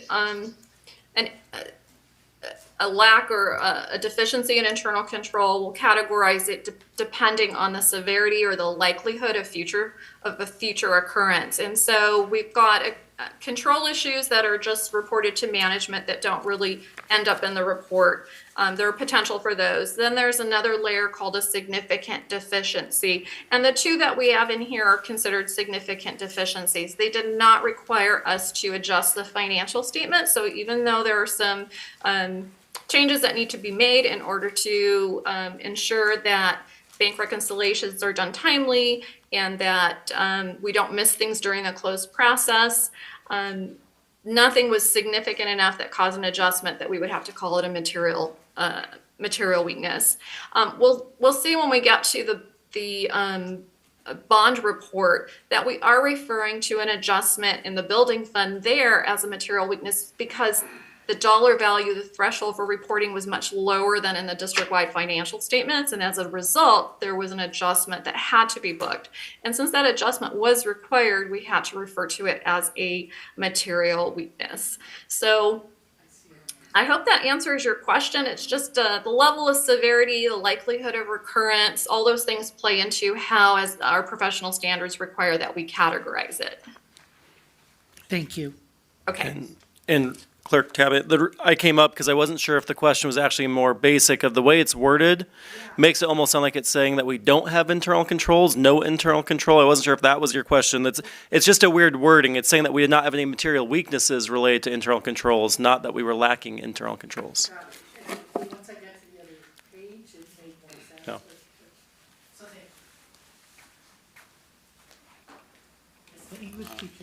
All right, before we pass the mic along, any other questions, my colleagues? All right, you can pass the mic along now. Okay, Gianna, are you? Yeah, good evening, everyone. Can you all hear me? Fine? Yes. Okay. Can you, for the record, can you introduce yourself, because we can't see you, right? Oh, yes. Hi, my name is Gianna Paris. I'm a CPA and I'm a senior at Clifton Larson Allen and was heavily involved in the audit process here and worked alongside Miriam and her team throughout this entire audit. So now we will get into the federal and state program audit results. For the federal program audit, this includes all the federally funded programs. We issued an unmodified opinion, which is the best opinion that the audit report can get on compliance. Again, we did not have any material weaknesses or significant deficiencies identified in internal controls with the federal programs. The two programs that we tested this year include Title I, which is a common program tested, and the COVID-19 Education Stabilization Fund, which is in its final years as funding is being spent down. In addition, the district qualified as a low-risk auditee for purposes of the federal program audit, which means that they had no material weaknesses or findings, and they filed their audit and federal audit on time over the past 2 years. We also audited the state programs for the required program testing that you can find on page 106 in the audit report. We had issued an unmodified opinion on compliance for the state programs as well. There were 2 new programs for fiscal year 23-24, which include Proposition 28, Arts and Music in Schools. And this program includes using funding for arts and music instruction in schools, and the Expanded Learning Opportunities Program, which provides funding for additional after-school and summer enrichment programs for TK through fifth grade. Some of the testing that kind of fell underneath these two new programs included testing allowable costs under these programs, and the expanded learning opportunities included looking at instructional minutes, looking at the registration forms, and making sure that the district was in compliance with all of the requirements for the program. In the current year, we did have compliance findings related to state programs. These included the ACES, which is the After Before School Education and Safety Program. There was a finding for early release documentation. This is a repeat finding from the prior year, and it's a common finding as it's sort of difficult sometimes to work with the parents and make sure that all documentation is provided in a timely manner. Another finding was the independent study finding for missing required signatures that were prior to counting the attendance for those students. Again, this is a common finding as the education codes are changing and the CDE keeps updating the requirements in the recent years. The last finding was for instructional time. There was an error in the calculation of instructional minutes for Burbank High School, which resulted in an annual minutes shortage. And with all these findings, it did not affect our report, but as you can see in the report, the management provided their corrective action plans for each finding, and in next year's audit, we'll also circle back to these findings to evaluate if they've been corrected and if their action plans have been implemented. So now I can, unless there are any questions, I can pass it back to Gemma to wrap up our presentation. Any questions before we do another mic? All right, no questions. Thank you. Okay. Thank you. Thank you, Gianna. So I'll move on then with Measure S, financial and performance audit. So in terms of, so the report has two components. It has a financial audit component, which is really just looking at the bond fund associated with Measure S. We've issued an unmodified opinion on that report. You'll see that on page 1 of the report. We had, again, no significant changes in the scope of the audit, no new accounting policies that had to be applied or reported.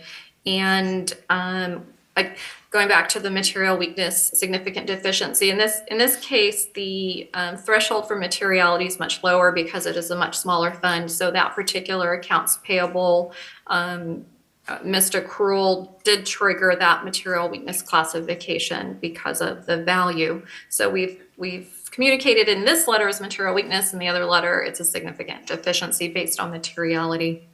And then in terms of the performance audit results, there were no items of noncompliance noted for expenditures tested. You can see that on page 13. We looked at 55% of total expenditures incurred during the year, about 1.1 million. That's excluding salaries. And then we did look at salaries. There were only 19,000 in salaries, very small amount charged there. We looked at the total value of that. As part of that audit, we are looking to see that the expenditures line up with the purpose, or the reason the voters had approved the measure. So is it appropriately spent based on that language, and is it supported? Are there invoices? Have you gone to bid if needed, if required? If somebody's being charged to the program, is the salary and benefits, are they doing something associated with the program and not an administrative or other, not a non-bond related function? So that's it on that report. If there's any questions, I'll be happy to answer. Is it Gemma? Do I have yes. Sorry, I can't. Thank you. So just out of curiosity, any have you seen or expecting any new changes in state and federal laws and when it comes to accounting practices on bonds? On bonds, nothing specific. In terms of audit procedures, on occasion, the Education Audit Appeals Panel will have discussions about, are there other steps that should be incorporated into the guide? Right now, it's strictly looking at expenditures to see that they're appropriate, but nothing specific to this particular standard that applies to this type of bond. So, if you're, in the future, if there are other types of bonds, then of course, there may be some different standards or reporting requirements. But for Prop 39, no, there would not be any changes. I'm not aware of any changes coming forward related to that. Thank you. My colleagues, any questions? All right, thank you for a wonderful report. We're going to 11B now, update on changes implemented based on the Fiscal Crisis and Management Assistance Team study recommendations. We have Mariam Abdul Hamid, Director of the Fiscal Services, who will report the changes implemented based on the fiscal crisis with the assistance team. Great, thank you so much. Are we able to get are the slides right here?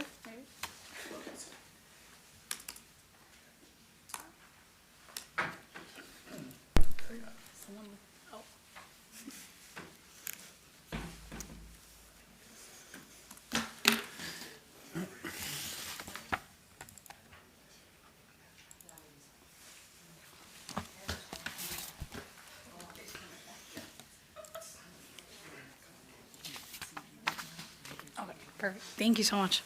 Okay. Perfect. Thank you. Good evening, board president, board members, colleagues, and the broader Burbank community. My name is Mariam Abdelhamid. I'm the director of fiscal with the district, and I'm presenting an update on our fiscal services team and the various changes we've implemented this past year.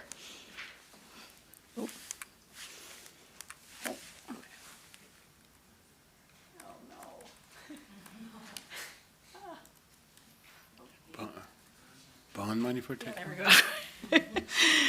All right, perfect.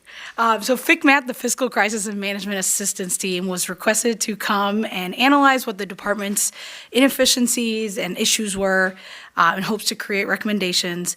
FICMAT and the district entered into a study agreement in July 2023, and they concluded their assessment at the end of 2023. And for context for the community, I started January 2024. And so I just started, and this analysis had just been completed. So FICMAT had 5 main findings and 8 related recommendations, and the 5 main findings were categorized as such: budget errors due to manual processes, high staff turnover, vacancies in key positions, outdated and non-integrated business systems, and a lack of formal and documented processes.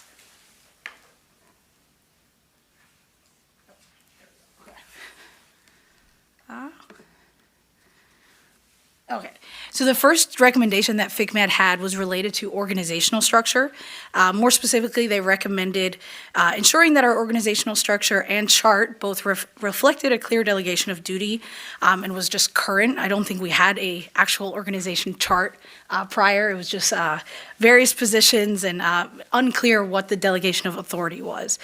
And so they recommended making sure job descriptions were clear and aligned to said structure, and that we staffed knowledgeable and experienced personnel. So the actions that our team made related to this or kind of recommendation. In the next slide, I'll show the old structure of how our team was based, and then I'll show the new structure. The new structure was created with the intent of creating a kind of pipeline of talent and cross-training across the department. Prior, you'll see in the next slide when we show the org chart, a lot of positions had very siloed areas, so they oversaw just AP or they oversaw just attendance. And so those things were very specific and created issues when people turned over into different roles. One of the primary positions that we have on staff is a budget and accounting tech role, and we've created a desk manual and kind of day-to-day position guide for this job. The guide includes descriptions, instructions, screenshots, links, videos. So really really just what should these staff members be doing day to day. And we're currently doing the same thing for our financial analysts. That one's a bit more nuanced and has taken a little bit longer to create, just because the job is very different. We've also created an assignment sheet, and this is just an Excel sheet that really dictates every possible task, report, work duty that our department has, who's responsible for it, who's the point person, who's the backup, and it also has various links to different instruction guides, different tools, so it's just a kind of a base point for most of our staff to use every day. Okay. Oh, is this working now? Okay, yay. So this is our old org chart, and I created it recently because it didn't exist. But again, so as of July 2023, this was the organizational structure. We had about 14.5 FTEs. Hopefully, it's kind of hard to see, but if you kind of look at the pink or the blue or the green, there were very specific job titles. So for instance, we had 2 techs that were just over accounts payable. So again, as you can imagine, if 2 people leave and they're both in accounts payable, no one else has knowledge of this, it creates kind of this trickle-down effect of issues.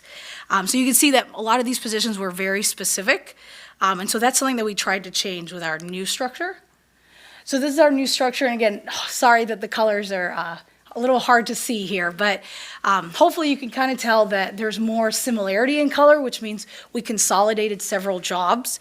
And so our budget and accounting tech role now actually has both budget and accounting tech duties. Prior, it was really just budget. We also created an accounting analyst job. We saw that there wasn't too much of a growth opportunity for our accounting techs. And this way, when we have budget and accounting tech roles, depending on what they like better, what they perform better in, they could potentially move up into a financial analyst role or an accounting analyst role. Another change was that we created a supervisor for accounting. Again, we've seen deficiencies on this side, and so just having a dedicated staff member to that role has really just helped our processes. Another feat, I would say, in light blue, it may seem small, but our admin secretary has been monumental to the department. So you can see, again, we're at 13 FTE. We're fully staffed. The only position that's, I guess, available is the project and accounting analyst. And to be fully fair, we didn't have that technically on the books until the new bond was passed. And so that's the only reason why it's not fully staffed. So, quick question. So the Yeah, account sure. techs, we had the ones in purple. On the previous one? Yeah, Or- now, what are they now? Those accounting techs are part of that budget and accounting role. So we've now created more of like a diverse role that has both viewpoints. Before it was just accounting and just budget. And just, I know the roles have changed, but the training within, was there any additional training for them? Yeah, we'll get to that in Oh, we'll some of get the to it. other Thank you. recommendations. Sorry. Thank you. Yes, of course. Okay. If we'll get there, but additional would have implied that there was previously. Oh. And I want to clarify how much Dr. Abdelhamid has really created from scratch, systems that had not been updated nor documented for decades. And by the way, what do we use currently as our accounting software? We use Smarty, but then we have to interface into Best every day. And I'll get into that a little All bit, right, but yeah. Sorry, Dr. So yes, while yes. we're still on the organizational Sure, structure let me here, go back. so are all of these 12 folks reporting directly to you, or are there any other layers? No, in here? there are layers. So Okay. really the financial analysts report directly to our supervisor for budget. Got it. And so even like recently we did evaluations, and so her and I both did their evaluations. And then myself and Lisa, who's our supervisor over accounting, we did the accounting analyst, and then 2 of the budget and accounting techs. So the way we've structured the budget and accounting techs, 2 of them, they all do budget and accounting, but 2 of them are more on the budget side and 2 of them are more on the accounting side. So we still have a clear kind of delineation of who's overseeing who. Got it, thanks. Yeah, no problem. Okay. So go to the next, so again, that was just the first category of the 8 recommendations. So their second recommendation was related to operational processes and procedures, sorry. FCMAT recommended we establish strong internal controls to help deter or prevent fraud, establish values that will guide our organizational structure and culture, and evaluate business systems to determine effectiveness. Okay, so a couple things that have occurred. So one of the main things, we've created a year-long calendar, and so that kind of coincides with that assignment sheet that I was discussing. And so this year, we've also hosted 2 team retreats. And prior to that, I mean, our team wasn't even meeting on a regular basis. And so to hold a retreat where for 2 days, we're not answering emails, we're just focusing on documentation of processes and just collaborating together was really monumental. We were previously using paper. When we collected cash or checks, we received this paper form. And so it's not, we're not doing rocket science, but we created a Google form at least. And so sites now complete that Google form. We get that data in a spreadsheet that automatically feeds into our accounts receivable log. And so that just eliminates us having to transcribe data from a paper, which can lead to obviously like errors in the future. So it also creates flags for us if an account string is wrong. So there's just a variety of reasons why that Google form has been helpful to us. We did create a shared workbook for accounts receivable. So again, from that Google form, it automatically feeds into our Excel accounts receivable workbook. And this kind of accounts receivable workbook has different tabs for different staff members. And so there's a clear distinction of who's entering the first part, who's doing the second part. And so there's kind of a delegation of duties within that workbook. We also created a Google form for our consultant invoices. This was honestly a pain point because we get invoices in all sorts of ways. Sometimes people would send a piece of paper. Sometimes someone would email. Sometimes people would say, hey, I sent it. Did you get it? So we created this consultant invoice Google form. And so consultants fill it out. And then the last question in the Google form allows them to route it to a specific email. And so if I'm consulting for John and I email it to him, he approves it via this Google form. And then we get that data saying, hey, this is ready to pay now. Versus someone sending us a form, we're saying it's not signed, and so that's just helped a lot. We did obtain a check processing machine, which again, maybe it seems small, but it's made a big difference because prior we were getting a check and someone was manually typing that. And so we're using that, and that automatically has our funds going straight into our US bank account. And then something that we're still kind of working on, but we're getting there slowly, is getting more vendors on ACH. I think I brought this up maybe the last time we talked about the FICMAT. I think the problem is with each vendor, we have to get them on BEST or through LACO, and so they require a lot of documentation. And so that's the only reason that it hasn't been this kind of mass push. I have a question. Yeah, sure. So when it comes to paying vendors, how many signatures does it require? Is it only your signature? Is it 1, 2? Is there an amount that you have to pass for one signature and then the second? So in terms of, like, if I was doing a consulting invoice, it would just be the person essentially receiving. If you're paying someone, and Yeah. some institutions have like 1,000, only the director can sign, but after 5,000, both the director and the supervisor have to sign on the check if you're releasing funds or you're paying people. Maybe I'm not understanding the question. Yes. So If you're saying on a physical check, we have 2 signatures. Do you? Okay, thank you. That's yeah, I usually don't sign checks though because they go through LACO and they're. But yeah, it's always 2. It's not a certain amount the second person has to sign. Yeah. It's always 2. Okay, just want to make sure. Thank you. Can you just explain a little bit, calendar, what that entails? Yeah, sure. I'm happy to also send it after the fact, but really it goes, and maybe I could probably share, well, I can't share screen, I guess, but, no, sure. So, like, for instance, this has come up a couple times, but there are some things that occur daily, there are some things that occur monthly, there are some things that occur quarterly, and so just outlining all of that, so as a new staff member, I can see throughout the entire fiscal year, what is the process, or like, what are the things that we do? Is something always due in February? Is something happening every day? And so again, like, if we have mass turnover, is there a document that people can use to start working? All right, perfect. How do I get this back up? Oh, okay, there we go. Oh. I didn't even realize these were on here. Yeah. Okay, so in terms of recommendation 3, FICMAT's recommendations were related to budget development, including a budget calendar, training staff on their role in the process, involving schools and departments in that process, and then establishing communication to share info out. So some of the actions that we've implemented related to this, have been creating an internal budget calendar. So starting in April and ending in May, kind of what does each week look like? Who are we engaging with? What stakeholders are we communicating with? This year we did a more collaborative process. I'm hoping it'll be even better this coming round, but we worked with district staff, with HR, which I don't know has really happened before. I think it was very much siloed. So that was, that just allowed for accurate counts of staff and just collaborative discussions to occur, and so that we were all looped in on the same process. I would say here we go. Shared current staff. So yeah, again, shared current staff and proposed staffing counts with principals. So this was something that was recommended, but that we actually did. And so they were very up to date with what are their staffing counts, who's on record. And then just, again, we're working on a more refined budget model that hopefully we'll be able to use kind of year over year by plugging in enrollment and other things to kind of create that budget from the ground up. Yeah, sure.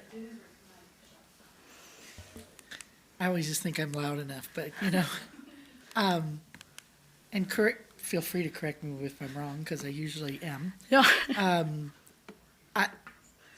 Above the recommendations, it talks about trained staff on the process and their individual roles, but in the actions, is that something we're going to have more of?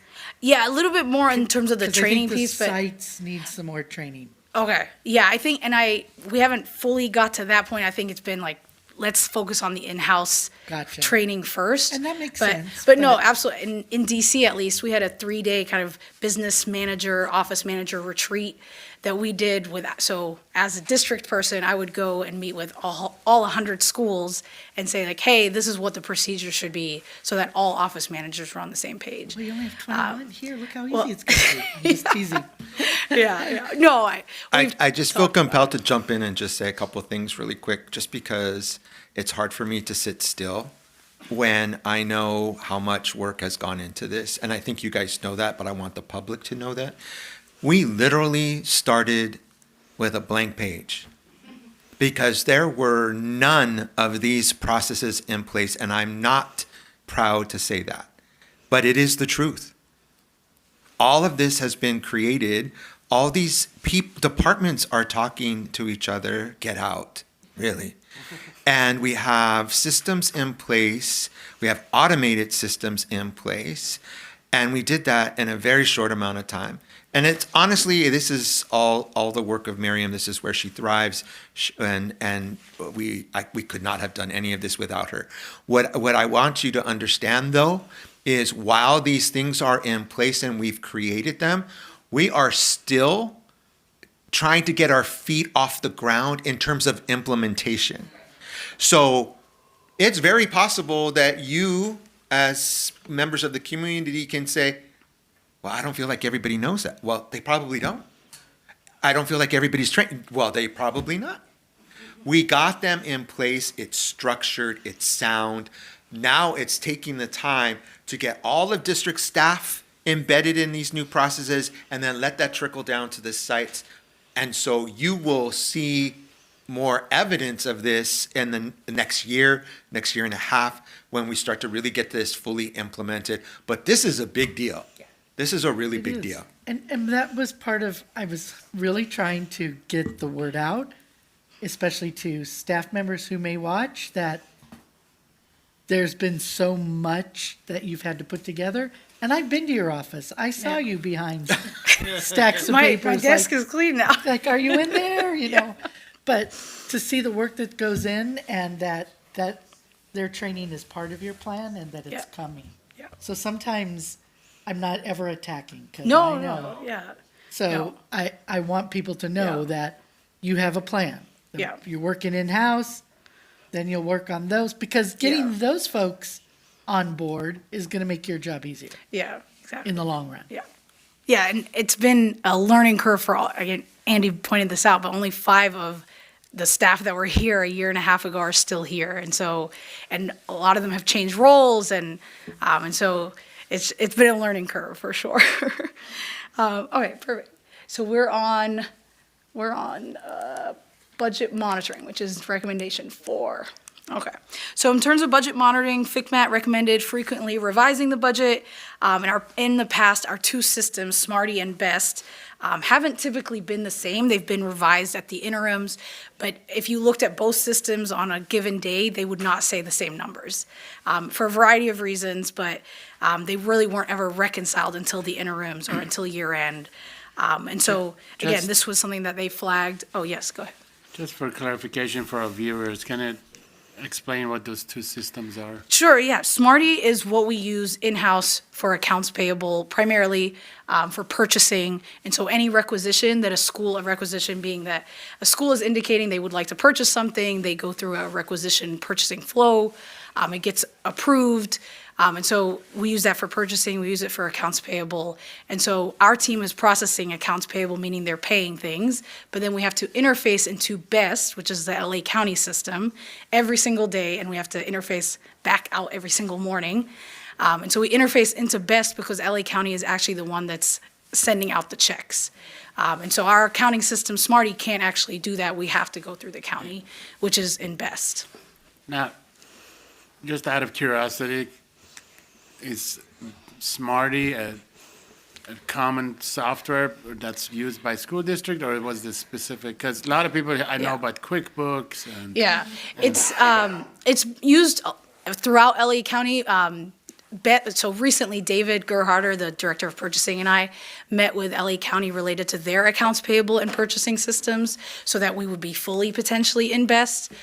We still have a Smarty contract for another 1.5 years at least, but we're starting to look at it now just in case if we are going to go that route, it will require a lot of training for our staff. And again, implementation takes a while. So we're looking into it. I think Smarty's doing what it needs to do right now, but ideally we would have one integrated system, not these kind of different systems that we're trying to piece together. Yeah. But yes, other LA County districts used Smarty as well, so we're not the only one. Oh, let's see. And then a couple other things. They also mentioned reconciling AP, accounts payable, and accounts receivable more often, sorry.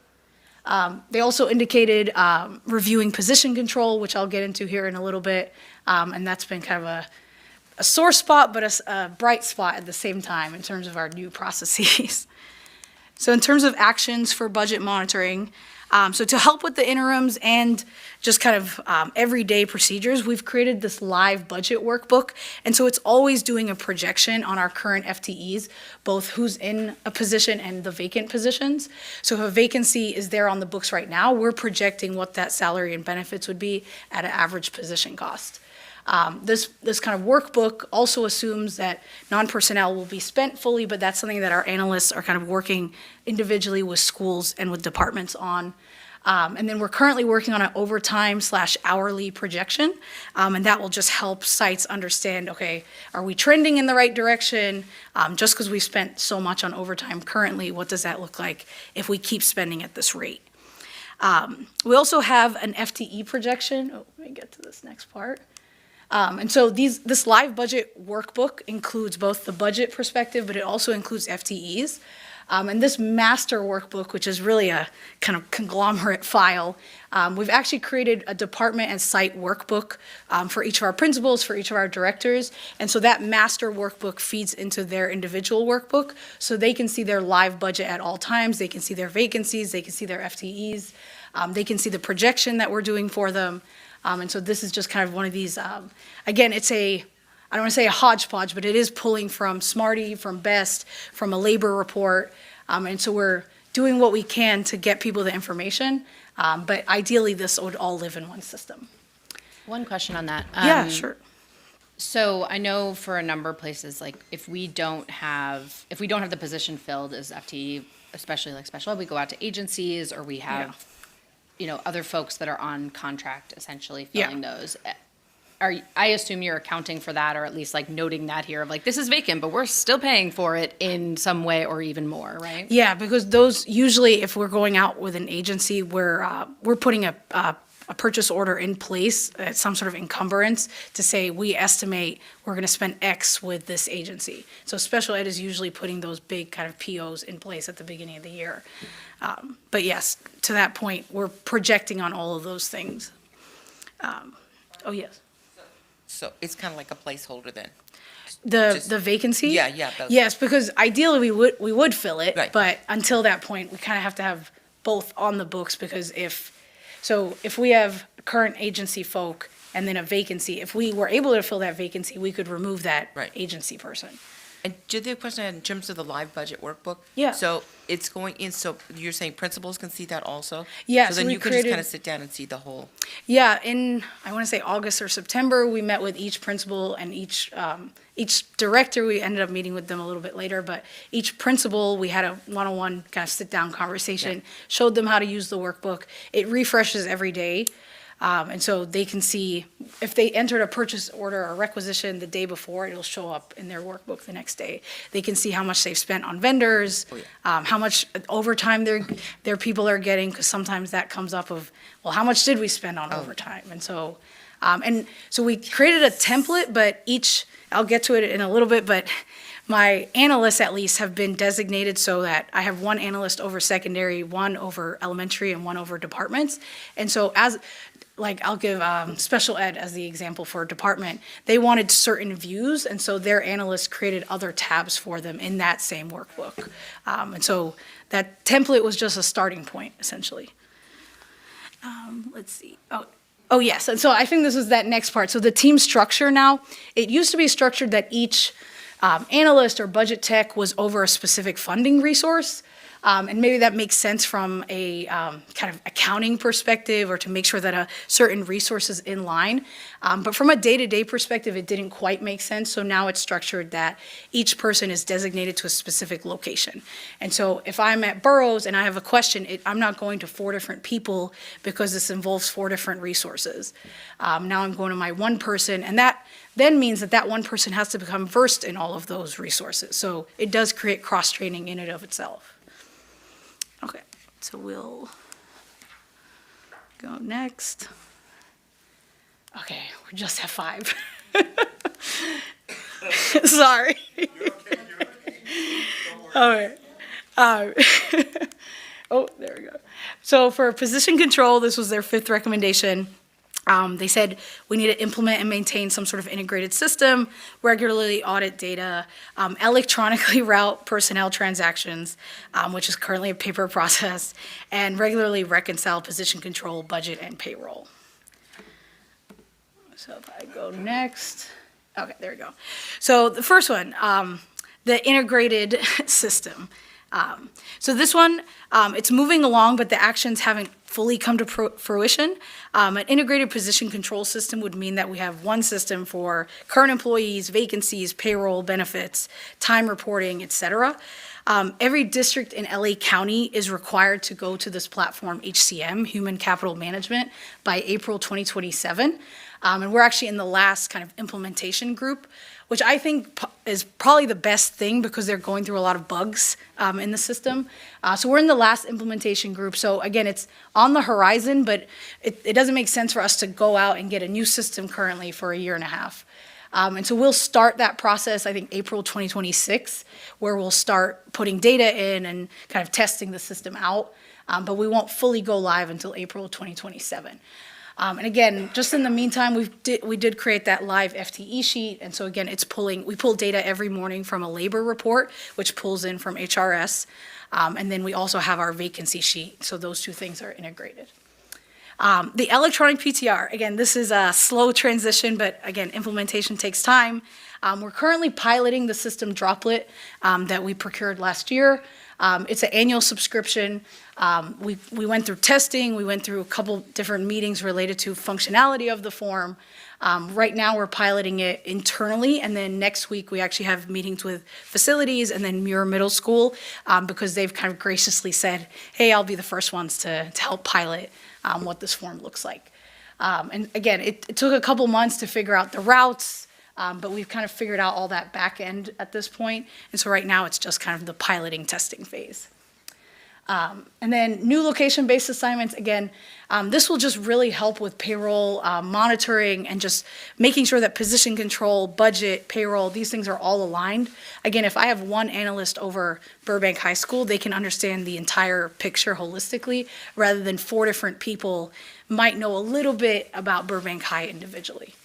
Yeah, I make up that even though we're still doing paper position forms for most places, that the fact that you're reconciling more often and have live view of budget and that people have so much more information that probably, at least you're getting, I would think, a better view of like, is something still sitting on someone's desk that we haven't seen yet because you know that it's coming, exactly, right? Because I know that was a problem in the past. Yeah, so prior to the one sheet showing everything, so everyone had their own FTE sheet, and so general fund might have an FTE sheet. So that means if I want to find out information about Burbank High, I have to go to 4 different sheets to find the FTEs. So again, it made more sense for us to work in one workbook and just make it a collaborative workbook. Okay, so let's see. Okay, we're on 6, which is kind of the big one. Okay, accounts payable. FICMAT recommended that we should evaluate and fill vacant positions, establish training, and then develop and document processes.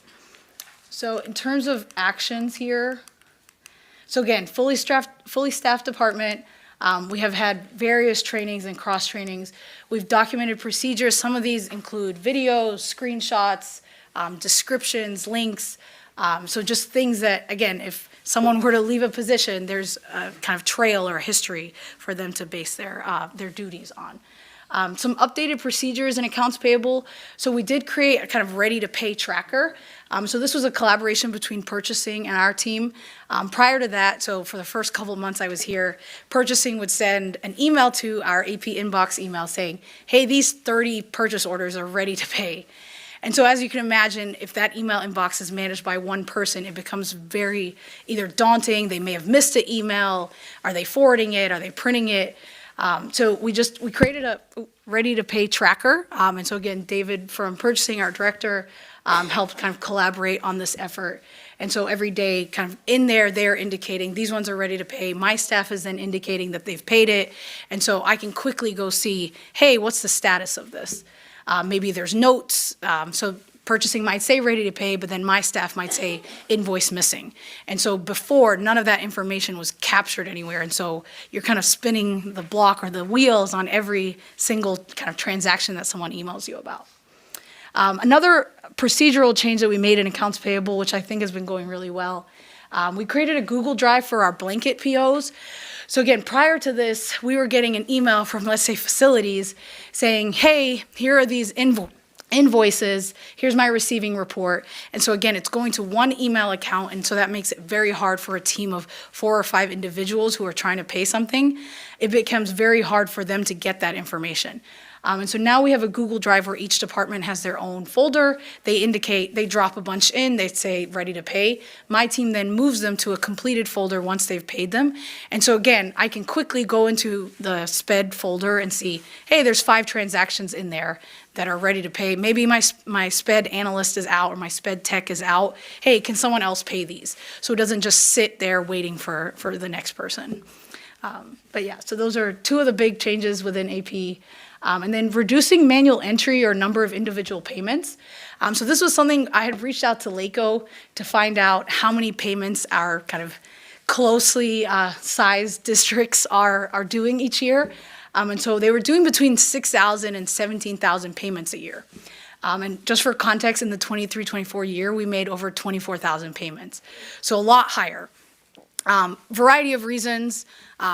But one of the biggest ones, so I'll indicate for SPED at least, a vendor might be sending us 20 different invoices per week, one for each student, and they each have an agency person associated with them. So again, because we have an accounting analyst now, he's been able to kind of do outreach and say, hey, can you send us 1 invoice instead of 20? And so they've consolidated this. It's been easier on them because they get their money quicker. It's been easier on special ed because they only have 1 invoice that they have to review. It's been easier on us because we don't have to enter 20 invoices.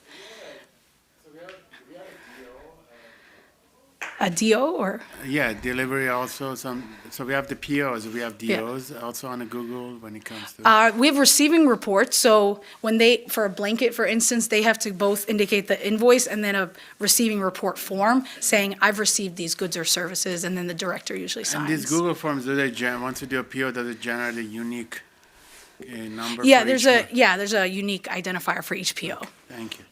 Yeah, no problem. Okay. And then again, general improvements, so prior to maybe May or June, we did not have Amazon blanket orders, and so people were requisitioning or entering into Smarty, hey, I want to buy $100 worth of Amazon supplies. That's going through an approval flow, and then it's going in to become a PO, we get an invoice, versus creating an Amazon blanket to say, hey, I'm allocating maybe $3,000 for supplies and allowing them that flexibility. So that was something that we initiated this year as well. Yeah. There's a vendor who says they're not being paid. It could be because of a missed email or however. Yeah, I think the problem, so for, let's say, 80% of the invoices, we've kind of figured out how they come to us. But there's always this kind of random group of invoices that someone will say, hey, this is 180 days late. And I'm like, well, who did you send it to? Some things get sent to people that no longer work here, or maybe it gets mailed in and it just didn't get to us, or whatever the case. But I think we're trying to get to that 20%. But again, we only hear about the ones that are missed. I hate to say it that way, but. So if somebody is saying they're missing, should they send a new email? Yeah, they can send an email. What would you So- want them to do? Send an email, and again, that's kind of why we have that supervisor for accounting now. So it's not just me kind of Sure. fielding those sort of requests. And so our accounting analyst and our accounting supervisor should be looking into those kind of vendor requests or solicitations that, I haven't been paid or whatever the case. I have a. Yeah. Yeah. I was just gonna say on that, like, is there a kind of generic email for them to use, or are they? Yeah. Okay. So Yeah, is it we have like- an AP invoices Great. at Burbank That's what I USD. was- Yeah, So- and it's on every purchase order, so I promise they know how to reach us, but sometimes they still email people that haven't worked here in a year. So I know that you've put this together, and I think implementing is important, but do we have already, or are we working on putting together accounting policies and procedures booklet so people can follow it properly?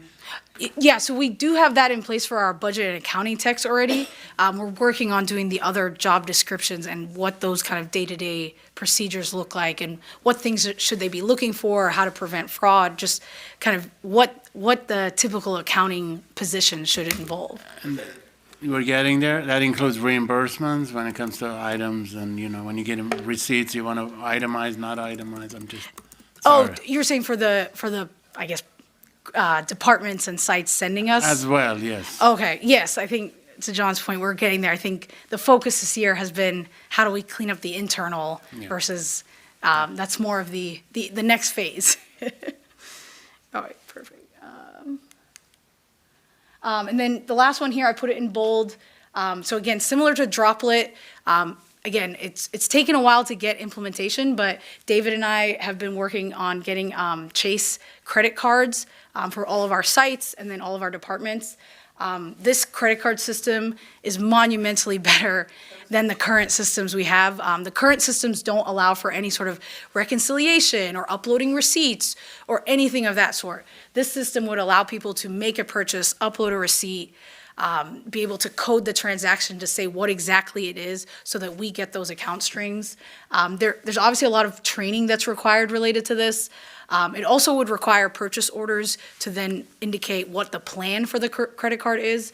So there's still going to be monitoring and kind of the evaluation of, hey, what are you spending on the credit card?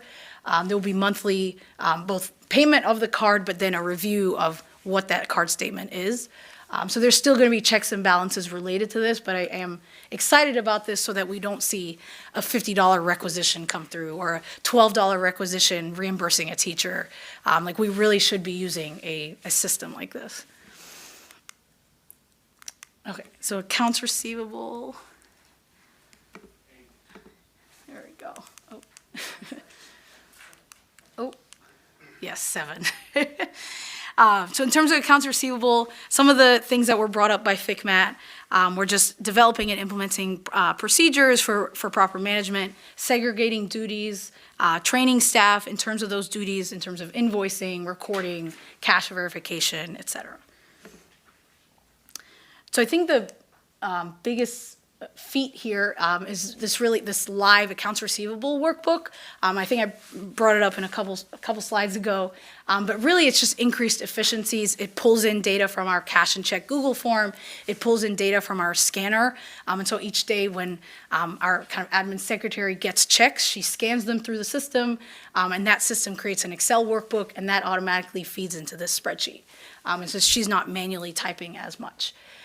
We also have automated journal creation, and so in Smarty, if you're ever doing any sort of budget revision, so if we get money, we're doing a budget revision in Smarty, and so that journal template is sometimes cumbersome, and so we've created this Excel macro to automatically generate that journal entry related to those accounts receivable for that day. It does pull information again, like I indicated, and then cash is counted in dual control. And so, again, we have very specific positions that are there for cash counting, are there for reconciliation. Reconciliation was something that the auditors flagged, and so that's a big piece that our accounting supervisor is really going to take the lead on. And again, it's been a problem the last 2 audit cycles, and so I'm hoping it'll be off for this next cycle. Oh, yes. One question on this one. So, and maybe Mr. Cantwell, you have a better answer for this, but is this like, is this kind of section kind of the improvements that would have caught the accounting error from 2023 earlier? This like more frequent reconciliation and? The reconciliation flag from the auditors? Yes, absolutely. So really they flagged that we weren't doing a monthly reconciliation. And part of that, again, was 6 months, various positions were empty. And so that the next 6 months we're trying to catch up, but they can see kind of a record of when things were reconciled, and so they could see that it wasn't done. But we're caught up for this year, and so as long as we keep going on that monthly trajectory, it shouldn't be an audit finding next year. I also just mean the like kind of missing journal entry that happened in 2023. Yeah, so that was an accrual. Oh, that was an accrual. Right, that wasn't a receivable. Oh, okay, got it. Thanks. Yeah. Okay, let's see. But I do think related to that, there hasn't always been as much detail when people enter accruals, and so that can create, someone can enter an accrual, put a certain resource, and then we never see that money, but if they had put more details in, we could have searched it a different way or something of that sort. But and the other thing related to accounts receivable, we did create some internal processes related to billables. And so this is related to coaches, print shop, postage. Essentially, like if an ASB group uses the print shop, we are billing them. And so we've created kind of this mail merge template. And so we get a report, let's say from Andrea from the print shop. She sends us a monthly report. We put that into our template. It creates, again, a journal entry in Smarty, but then it also creates a mail merge template for us to send these invoices out. Okay. Training is the last one here. So again, they indicated create and implement a training plan for staff, provide additional opportunities for collaboration, develop policies and procedure manuals, and review them annually, which I'm hoping to do at kind of our next retreat, and then again, network with LEAs and County Office of Ed more frequently. And so again, I think I mentioned this earlier, but prior to my arrival, our team was not meeting on any sort of basis. And so we did establish a weekly team meeting. And so usually this involves some sort of training component, whether it's Excel, whether it's some sort of digital training. And sometimes we don't have enough time for a training in that meeting, but then we flag, hey, let's do a small group for this specific thing so people can get trained on it. We have created some training guides related to common practices. Again, happy to share them out with other folks. I think my next phase for these training guides, because they're almost different documents all over the place. And so my goal would be to have kind of what Armand was saying of one document, and then within that is links to separate documents. So there's really that ground place that you start from. And again, we'll be reviewing these hopefully at some kind of upcoming annual retreat. Another feature related to training, so again, prior we weren't using OneDrive, and so that means that two people, if you're trying to access a local drive file, you can't access with two people at the same time. And so we are fully on OneDrive now. And so it just means fully, collaborative documents, spreadsheets. And so that's just been really helpful for us. And then, again, some various trainings held by LACO. Recently, they invited me to kind of participate in a year-end closing kind of recommendation panel. And so I was mainly listening and just kind of giving some newbie kind of insight, but it was really helpful to hear from other districts. And so just hoping to do that more often, and just really, again, getting data from LACO to kind of help us with our internal analyses to see how other districts are doing it. And then, yes, upcoming, hopefully, collaborate more with other districts. So again, I know that was a pretty long presentation, but I am really proud of my team and just how things have changed. Again, it's been 1 year, but hopefully we'll make continual changes this coming year. But happy to get feedback and other things. I'll just go. Big thank you. And also, a question for whoever. I want us to be able to share all this hard work with the community because we've talked so much about holding ourselves accountable, and you've done so much work in that vein. So is this something that can, I don't know if it's this or reduce this, that can live on the website? Because I know we have the FIFMAT report up, but I want people to see the work that's being done, not just us, and the few people who download and read the board report. Yeah, sure. Yeah, we could upload this directly to our website. We also have a one-pager. We did that for our kind of Christmas holiday party. We created a one-pager of all the things we did this year. Whatever you guys think is best, but I think having access or both, putting both up. That's how accounting has a good time. Yeah, exactly. Calm down, doctor. I have two things, which is first, just we're so lucky to have you, thank you. and your leadership. And even just earlier in the year, Dr. Weisberg and I sat in on the elementary principals meeting, and I think it was right before you came in, and they were just like, "Yeah, we hear back so quickly. Like they're so responsive." And like I think there was a principal that was sitting there. She was like, "Wait, did you just email me 10 minutes ago, and now you're here?" And it just like I think that's just a really it can be easy for things to become kind of like even in a district that's as quote unquote small as Burbank, for things to be like very faceless and procedural. And I think like you bring a real sense of like problem solving to all of this. And then just the next thing that I'll ask is like when is an appropriate time to, like, we've heard about a lot of stuff that's done, which hooray. We've heard about a couple things that are in progress and then are like yet to come. So when's the next time we should be hearing about all of this? Like I don't want you to like come back and it's the same stuff. So Ideally, we'd have the credit card system and Droplet in place before the new fiscal year. So maybe like right before budget adoption or at the same time.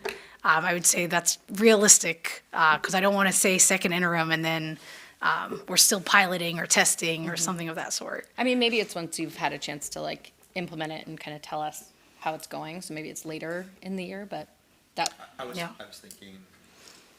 thinking perhaps, I think it would be very ambitious to try to do this at the same time we're adopting budget, which is in June. So I think we could report out one of the first meetings when we get back in August. And hopefully we'll do a summer gathering for our office managers so that can be one of the items we bring up. Yeah. Ms. Connor. Congratulations. I mean, just listening to what it is, it's everything that they recommended. It just seems the way you've operationalized it. You've operationalized it in a very human way. For like, I'm a teacher. I'm not an accountant. But I was a teacher too. Well, and then having been a TOSA, right, and remembering seeing these things, going, holy mackerel. Yeah. That especially what we weren't having, that the right hand was not seeing the left, and then stuff was and so the way you've brought it about and the way it's being able to, like, that I can look at this all, and I know that people are out there, the principals and such, are looking at it, and we're just like this, and that you really goes, this makes a lot of sense. I can see this now. So thank you very much. Yeah, I mean, and LACO's supporting you, though. Do you feel like you've got enough? Yeah, we actually just recently got a new kind of advisor, and he's been super helpful, and so I'm going to try to learn as much as I can from him. Right. But, well, I know we're here for you, too, so thank you very much. Really appreciate your work. Thank you. Yes, Clerk Talbot. I can't think of how to say this. And I didn't know that, just hearing that you were a teacher. Yeah, You may have said that at some point. What did Yeah, you? I taught fifth grade. Oh, my gosh. Yeah. I Those took a lucky break from kids. finance and then I came back out. But I Yeah. would imagine being in the classroom might have helped you understand what you needed to do here, because you understand when a principal Yeah. talks to you or Yeah. somebody else, the needs and Mhm. why they're calling about Yeah. something that they needed 5 hours ago. Why Exactly, didn't they yeah. call, Yeah. 5 hours ago? But you get it. Yeah. So I think that's a big plus in your amazing columns. Oh, So thank you. I'm really glad to hear that. And Thanks. and really and truly, I know how much work this is. I ran my father's construction company, and I did everything, and we only had about 20 employees. So, Mhm. we only did about 5 million a year, Mhm. not 500 million. So I really appreciate the work that you do. Don't ever feel like it's not appreciated. 'Cause even if I ask a question or how come this isn't happening or when will this happen, it's greatly appreciated. Yeah. So Thank you. we've been Perfect. waiting Thank for you. this for a long time. Thank you, I'm and glad. thank you, Ms. Abdelhamid. This is very important. I know that, so I do agree with, I'm kind of concurring with my colleague, Ms. Panzer Kamkar was saying. At one point, what we're gonna get as a follow-up. Mhm. I'd love to see the booklet. Yeah, sure. Make sure everyone follows this procedure also within the accounting department. Also, I think if the system goes in and checks out, we don't have to worry down the road. But I hope also we get an update. If we need to go and really lobby the county, not having the same softwares and the same bandwidth, it's a nightmare. I understand that. And I think they're gonna have to address this. A lot of people don't know this, but I've told the people when this was happening, when there was concerns that the softwares don't really talk to one another, and that all you need is one little mistake Yeah. within the program. So thank you for doing this, and thank you. I really appreciate the report. Thank you very much. Thank you. All right.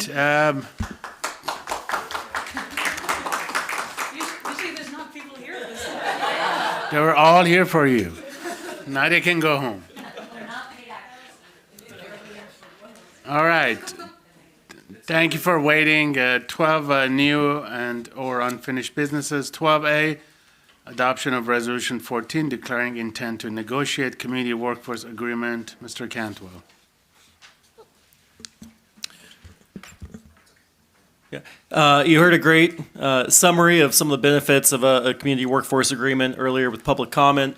Obviously, as a government entity, we are going to always go with the lowest responsible bidder, but sometimes that can get us into some challenges unless we do the necessary work on the front end to make sure that we're pre-qualifying and that we're laying the standards for quality labor, quality work, with companies that are capable of completing and finishing the job. And so by entering into a CWA, it can make sure a community workforce agreement, it can ensure that we are having not only quality labor, but as you've heard already earlier today, having local folks working on their community. And so I look forward to the opportunity to sit down with the LA and Orange County Building and Trades. And so with this resolution tonight, it would be to give direction to myself, Dr. Paramo, and our legal counsel to be able to negotiate a community workforce agreement for the Measure ABC bond. All right. Can I have a motion? Dr. Agakanian, don't you dare. I move that we adopt Resolution 14, declaring intent to negotiate community workforce agreement as presented. I have a motion with Dr. Weisberg and second by Vice President Panzer Kamkar. Ms. Cantor, can you take the roll, please? Or all in favor, say aye. How's that? Aye. Aye. All right. Motion passes 5-0. Thank you very much. Thank you, guys. Thank you for waiting. Thank you for waiting. Have a nice evening. Thank you. Good night, you guys. All right, moving on. 12B, adoption of Resolution 16 proclaiming the week of February 3, 2025 to February 7, 2025 as School Counseling Week. Ms. Rodchenko.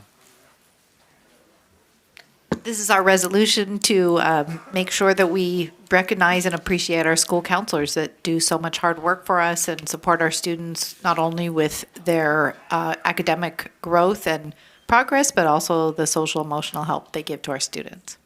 Can I get a motion and a second, please? So moved. Okay, moved by Dr. Weisberg, second by Vice President Ponser Kamkar. All in favor, say aye. Aye. Aye, passes 5-0. Would you like to read the resolution? Certainly. Whereas school counselors are employed by the Burbank Unified School District to help students reach their full potential as part of the educational process that enables all students to achieve success in school, and whereas school counselors are actively committed to helping students explore their abilities, strengths, interests, and talents as these traits relate to self-awareness and personal development, and whereas school counselors help parents focus on ways to further the educational, personal, and social growth of their children, and whereas school counselors work with teachers and other educators to help students explore their potential and set realistic goals for themselves, and whereas school counselors seek to identify and utilize community resources that can enhance and complement comprehensive school counseling programs and help students become productive members of society, and whereas staff, students, and parents are encouraged to recognize the efforts of the school counselor, and whereas the Board of Education of the Burbank Unified School District expresses strong support and deep gratitude to the past and present counselors for their commitment and dedication to the students and staff of the Burbank Unified School District. Now therefore be it resolved that the week of February 3rd, 2025 through February 7th, 2025 be recognized as School Counseling Week in the Burbank Unified School District. Thank you, Dr. Weisberg, and thank you to all of our counselors for all the hard work they do every day. 12C, adoption of Resolution 17, accepting the certificate of the canvass of the election returns. Dr. Parama. Yes, sir. We are legally required to enter into the minutes the recognition of the results of the recent election. So items 12C and 12D are compulsory in that manner. Thank you. Can I have a motion on this and a Second. Moved by Vice President Ponser Kamkar and seconded by Dr. Weisberg. All in favor say aye. Aye. The motion passes 5-0, and I guess this is what we received, right? I didn't get one, because I don't get one. Yes, that's what we received. Womp womp. 12D, adoption, sorry. It's okay, you can have mine here. No, I don't want it. Adoption of Resolution 18, certifying results of the general obligation bond election. Mr. Cantwell. As Dr. Paramo just said, this is the second item that is a procedural requirement to adopt a resolution certifying the results for our general obligation bond. We are truly grateful to the community for their support of Measure ABC and are excited to be able to move forward quickly with making improvements to our schools. Is the final count in there, the number, or is it just a resolution for the? And this resolution is amended. The original posting did not have the actual letter from the registrar, but you should have the amended version now. Yes, I did receive it. Thank you. So can I get a motion and a second, please? Moved by Clerk Tabbitt, seconded by Vice President Ponser Kamkar. All in favor say aye. Aye. Aye. Motion passes 5-0. 12E, adoption of Resolution 19, adopting bylaws governing the Measure ABC Citizens Oversight Committee. Mr. Cantwell.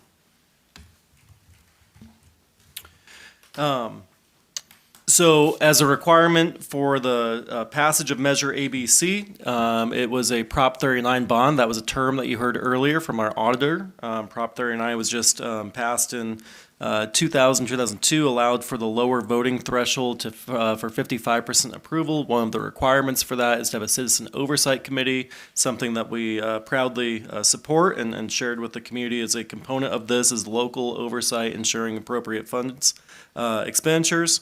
And so this resolution will formally convene a citizen oversight committee. We have had one convened for the last bond measure, but as that winds down, we will be convening a new one for ABC. All right, can I have a motion and second? Sorry, I have a question. Yes. Going through the bylaws, are there any material differences between the bylaws for this and the bylaws for the existing bond oversight committee? No. Any other questions?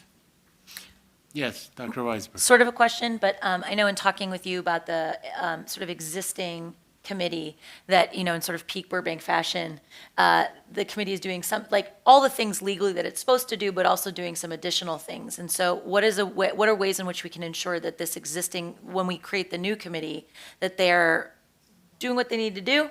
But if it's in the bylaws, but the current committee is doing things that aren't in the bylaws, which is not a bad thing. I'm not saying there's any malfeasance. I'm just saying that like they're doing additional things. And so I think it's important for us to clarify with whoever the new committee is, like what's within the purview of their authority.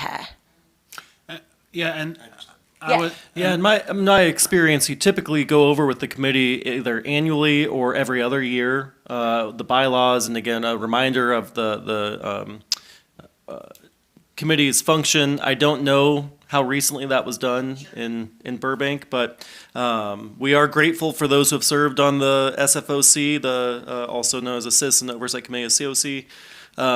They do bring a lot of valuable experience and background in the fields of construction, and so we want to make sure we continue to leverage the local knowledge base to help us steward these dollars well. No, just very good comment, Dr. Weisberg. If there has to be additions, we can amend it, right? The bylaws. We want to add any Absolutely. additions. Okay. Correct. All right. Any other questions? We have a motion and a second. I need a motion and a second, please. Moved by Vice President Ponzer Camcard, seconded by Dr. Weisberg. All in favor, say aye. Aye. Motion passes 5-0. 12F, adoption of Resolution 20, Emergency Work Pursuit of Public Contract Code, Section 22035. This is a Board of Education Resolution 20, delegating authority to staff to contract to perform the work necessary to repair and protect district facilities without the need to advertise for bids resulting from this ongoing weather event as presented. Mr. Cantwell. So in relation to the damage that our district sustained last week with the wind event, we have 6 school sites that have significant roof damage, 3 of which will actually get new roofs. The other 3 will have repairs. The typical timeline to be able to do a full roof replacement would be if we start today, we'd do it over the summer. That's actually what we are doing this week, is beginning the work on Measure ABC roof replacements for the summer.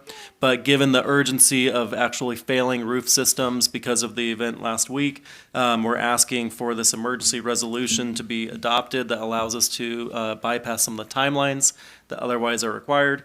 And for the bidding process, just as a reminder, I'm working very closely with our insurance. We have been on daily calls, giving them updates on the damage, documenting and working with them already with FEMA as well. And so all of the costs associated with responding to the wind and wildfire events will be covered through insurance as first payer or FEMA. And so even though we're asking for your approval for us to be able to move quickly on these contracts, it's not actually going to be district funds expended. It will be Weston Gabriel JPA. Any questions from my colleagues? Thank you for that. Can I get a motion and a second, please? Second. Moved by Vice President Ponzer Camcard, seconded by Dr. Weisberg. All in favor, say aye. Aye. Aye. Motion passes 5-0. 12G, ratification of approval of professional services agreement, Incorp asbestos and lead inspection for roofing project Burbank High School. This is about Board of Education ratifying the professional services agreement between Burbank Unified School District and Incorp for inspection and abdomen of reporting of Burbank High School effective January 1, 2024 through June 30th, 2025, not to exceed $5,390. Mr. Cantwell. Yeah, the next series of agenda items are for preparation for being able to do the roofing projects for the summer. Again, the number one priority is for us to begin the roof replacements on our failing roofing systems across the district. This summer, we will be doing the secondary sites of not Huerta, they're going to be doing summer school of Muir and Luther, of JBHS and Burbank High, of Monterey, and then the elementary schools on the hillside, Washington, Jefferson, Emerson, and Miller. So that's why you'll see these items. It's testing necessary for us to go to bid. Can I reiterate one thing? Yes. So just in the interest of time, and because it looks like the agenda is really long, items 12G through 12P, which is the next 10, are exactly the same for our different school sites. So I'm thinking that these are just a motion and a second approve, a motion and a second approve, because it's the same thing. So can I sum them up from 12G to 12 what? P, I think. P, okay. And Similar get to like consent one agenda? sweeping Mhm. vote, right? I move that we approve 12G through 12P, the ratifications of approval for professional services agreements with NCORP. Second. So we have a motion and a second from 12 again. 12G to 12P. P. All in favor, say aye. Aye. Aye. Motion passes 5-0. Hold on. Q.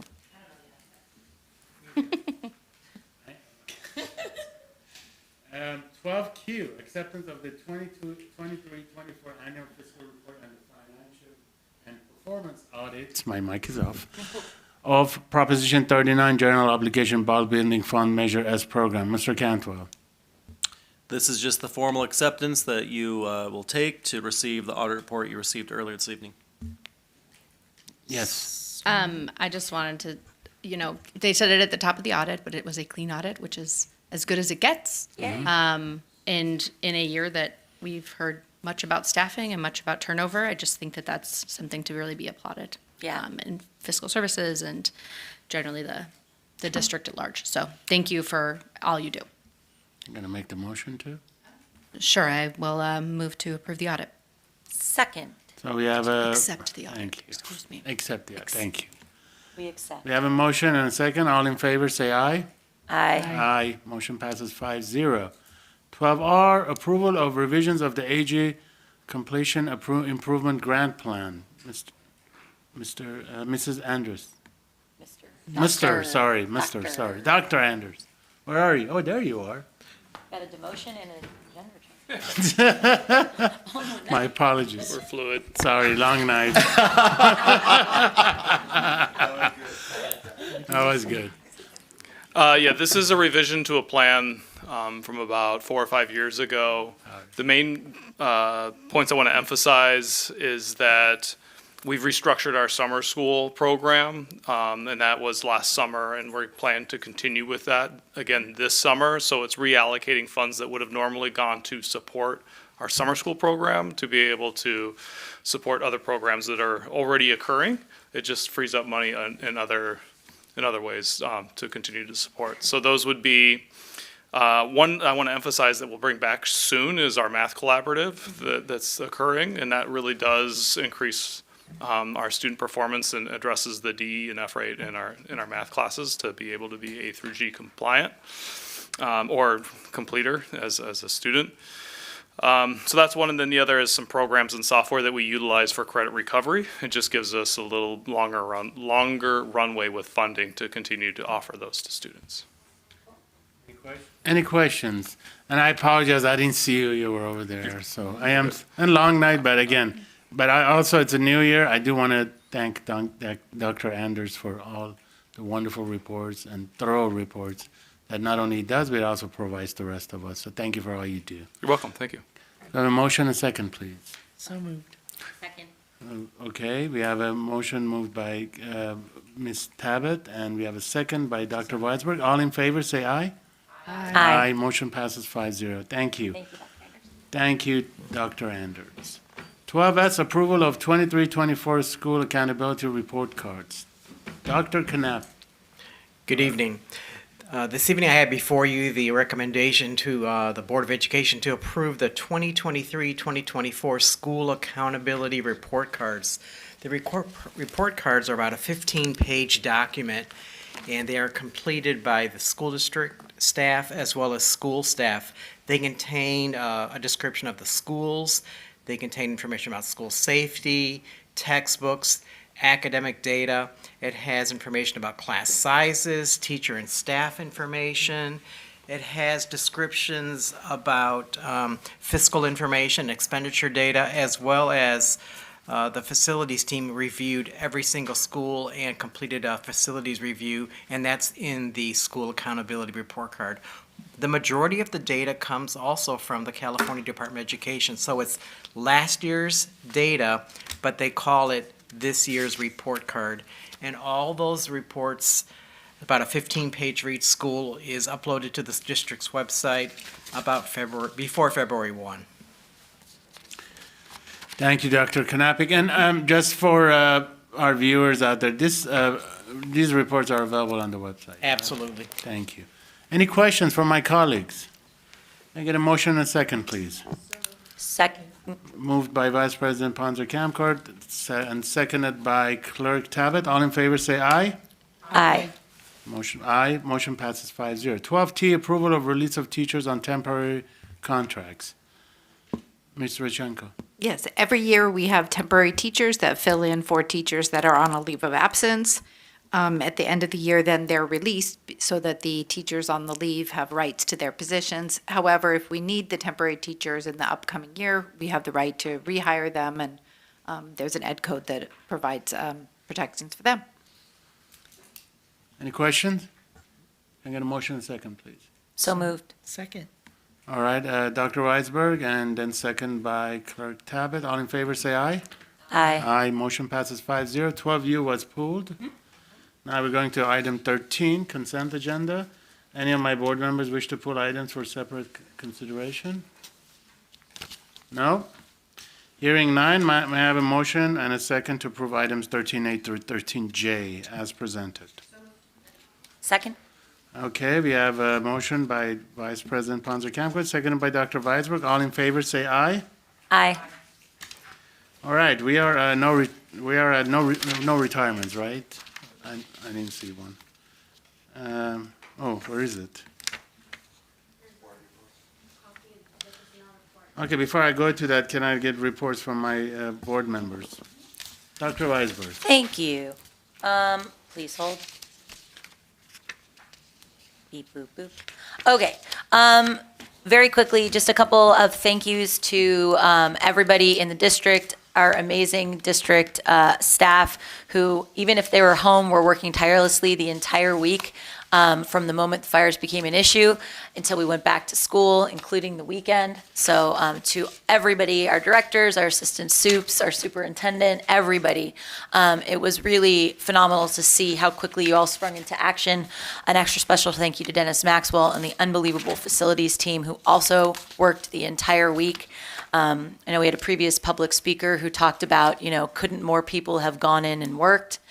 No, because we care about the health and safety of all of our employees, and we were very careful to make sure that those who did have to go in, because they were really essential workers, were being taken care of as well. So just really indebted to everybody who showed up and invested. I also wanted to give a thank you to Mayor Perez, who was constantly checking in to find out the status and worked with the PIO of the city of Burbank to make sure that they were sharing our messages about schools, and also to Assemblymember Schultz for securing about 500 additional masks for the district, and he immediately reached out to ask what he could be doing. I had a chance to stop by BTA and see the amazing donation drive that they had put together. It was pretty phenomenal. It's always a great reminder what a phenomenal community we're a part of, and unfortunately it takes tragedy sometimes to give you that reminder. But it was extraordinary to see everybody pull together. It's not over. We have a long way to go, and there's going to be trauma for everybody for a while. And so I know that everybody will be focused on the right things, which is the people who make this district work. I believe that is all I have. Thank you, Dr. Weisberg. Board Member Kano? Kano, sorry. Like Aga Khan, Kano. Yes, exactly. Just like Dr. Weisberg, I would definitely like to thank all the people that came into work. It was, I know we had, Ms. Tappett and I were kind of driving around and just looking and seeing it. It was just amazing, and people would just boom, and things got done. Definitely would like to thank you, Dr. Abramo, that you kept us, the board, really knowing exactly, like, on the minute, you know, it was like live what's happening. So that was super helpful. And I really would like to thank all the families, you know, that were able to understand why we were closing and didn't come in. There was nothing. It was just like, yeah, we get it. We understand. And that was really helpful. I mean, I know it was a huge disruption to everybody. It was difficult not having childcare. Suddenly, oh my God, I got to work. But you know what? Everybody was super, super supportive. So thank you all. Thank you very much. Clerk Tabbitt. I too want to thank everybody that came in, pitched in, picked up, cleaned up, pulled, through. I mean, there was so much happening over those 3 days and so much wind damage. So we're lucky to our facilities staff, ground staff, custodial staff for pulling in and getting the job done. I also want to thank the many community members that reached out to say, what can we do? I thank you, Sarah Rudachenko, for responding to my emails about, hey, how many employees do we have? You know, because I've got people who want to help. And so thank you for responding back. It's appreciated. Also, thank you to our wonderful Boys and Girls Club for opening the doors, and whether kids were part of the Boys and Girls Club after school care or ACEs or not, kids were welcome with open arms to come in and be cared for free. Yes, so thank you. And to the other organizations in town that also opened their doors. There were many churches and things that had space for kids, so thank you to them as well. You know, I like to think that's what makes Burbank that extra special place. Which reminds me of Monday, Martin Luther King Day, and there's a wonderful breakfast by the, thank you, it went away, by the Human Relations Council. It'll be at First United Methodist Church on Glen Oaks and Harvard, with wonderful Barron's pancakes produced by our own Connie Trimble. If you haven't had a Barron pancake, they're one of the only pancakes I eat. And that is Monday from 8:30 to 11:30. And I know there's some activities, people speaking, an essay contest that's been put on by our Human Relation Council, and looking forward to attending that event on Monday with my colleague, Board Member Kano. So, I'll be there. oh, it looks like we're gonna have a party. Everybody's coming. So, yes. And does it say their ticket price? It's not Free. No, there's It's a. not free. It's definitely not free. It's a fundraiser, and it goes, you know, to good work. So appreciated all that the Human Relation Council does for our wonderful community. Thank you. $15 at the door, $10 for $15 $15 at the door, yeah, and it 10, is 10. the best $15 breakfast you'll have. Vice President Panzer Kamkor. Thank you, Dr. Agakanian. So just to echo my colleagues, thank you to staff, including facilities, including senior staff, for being so responsive during the fires. You know, what you mentioned, that I think it's been mentioned that we were talking all throughout Wednesday about conditions that, you know, I think Dr. Paramo and I were talking by 7 o'clock, 8 o'clock, 9 o'clock on Tuesday the night before, while, you know, my house didn't have power, and while his house was, you know, while he was close to being evacuated. So like this is the care that staff puts into all of this, and really thinking through what is best for our community. it's been mentioned that the Boys and Girls Club was able to provide childcare. The Burbank YMCA also did, and I really think a lot of that credit goes to Dr. Knappich and Dr. Weisberg for really pushing on that.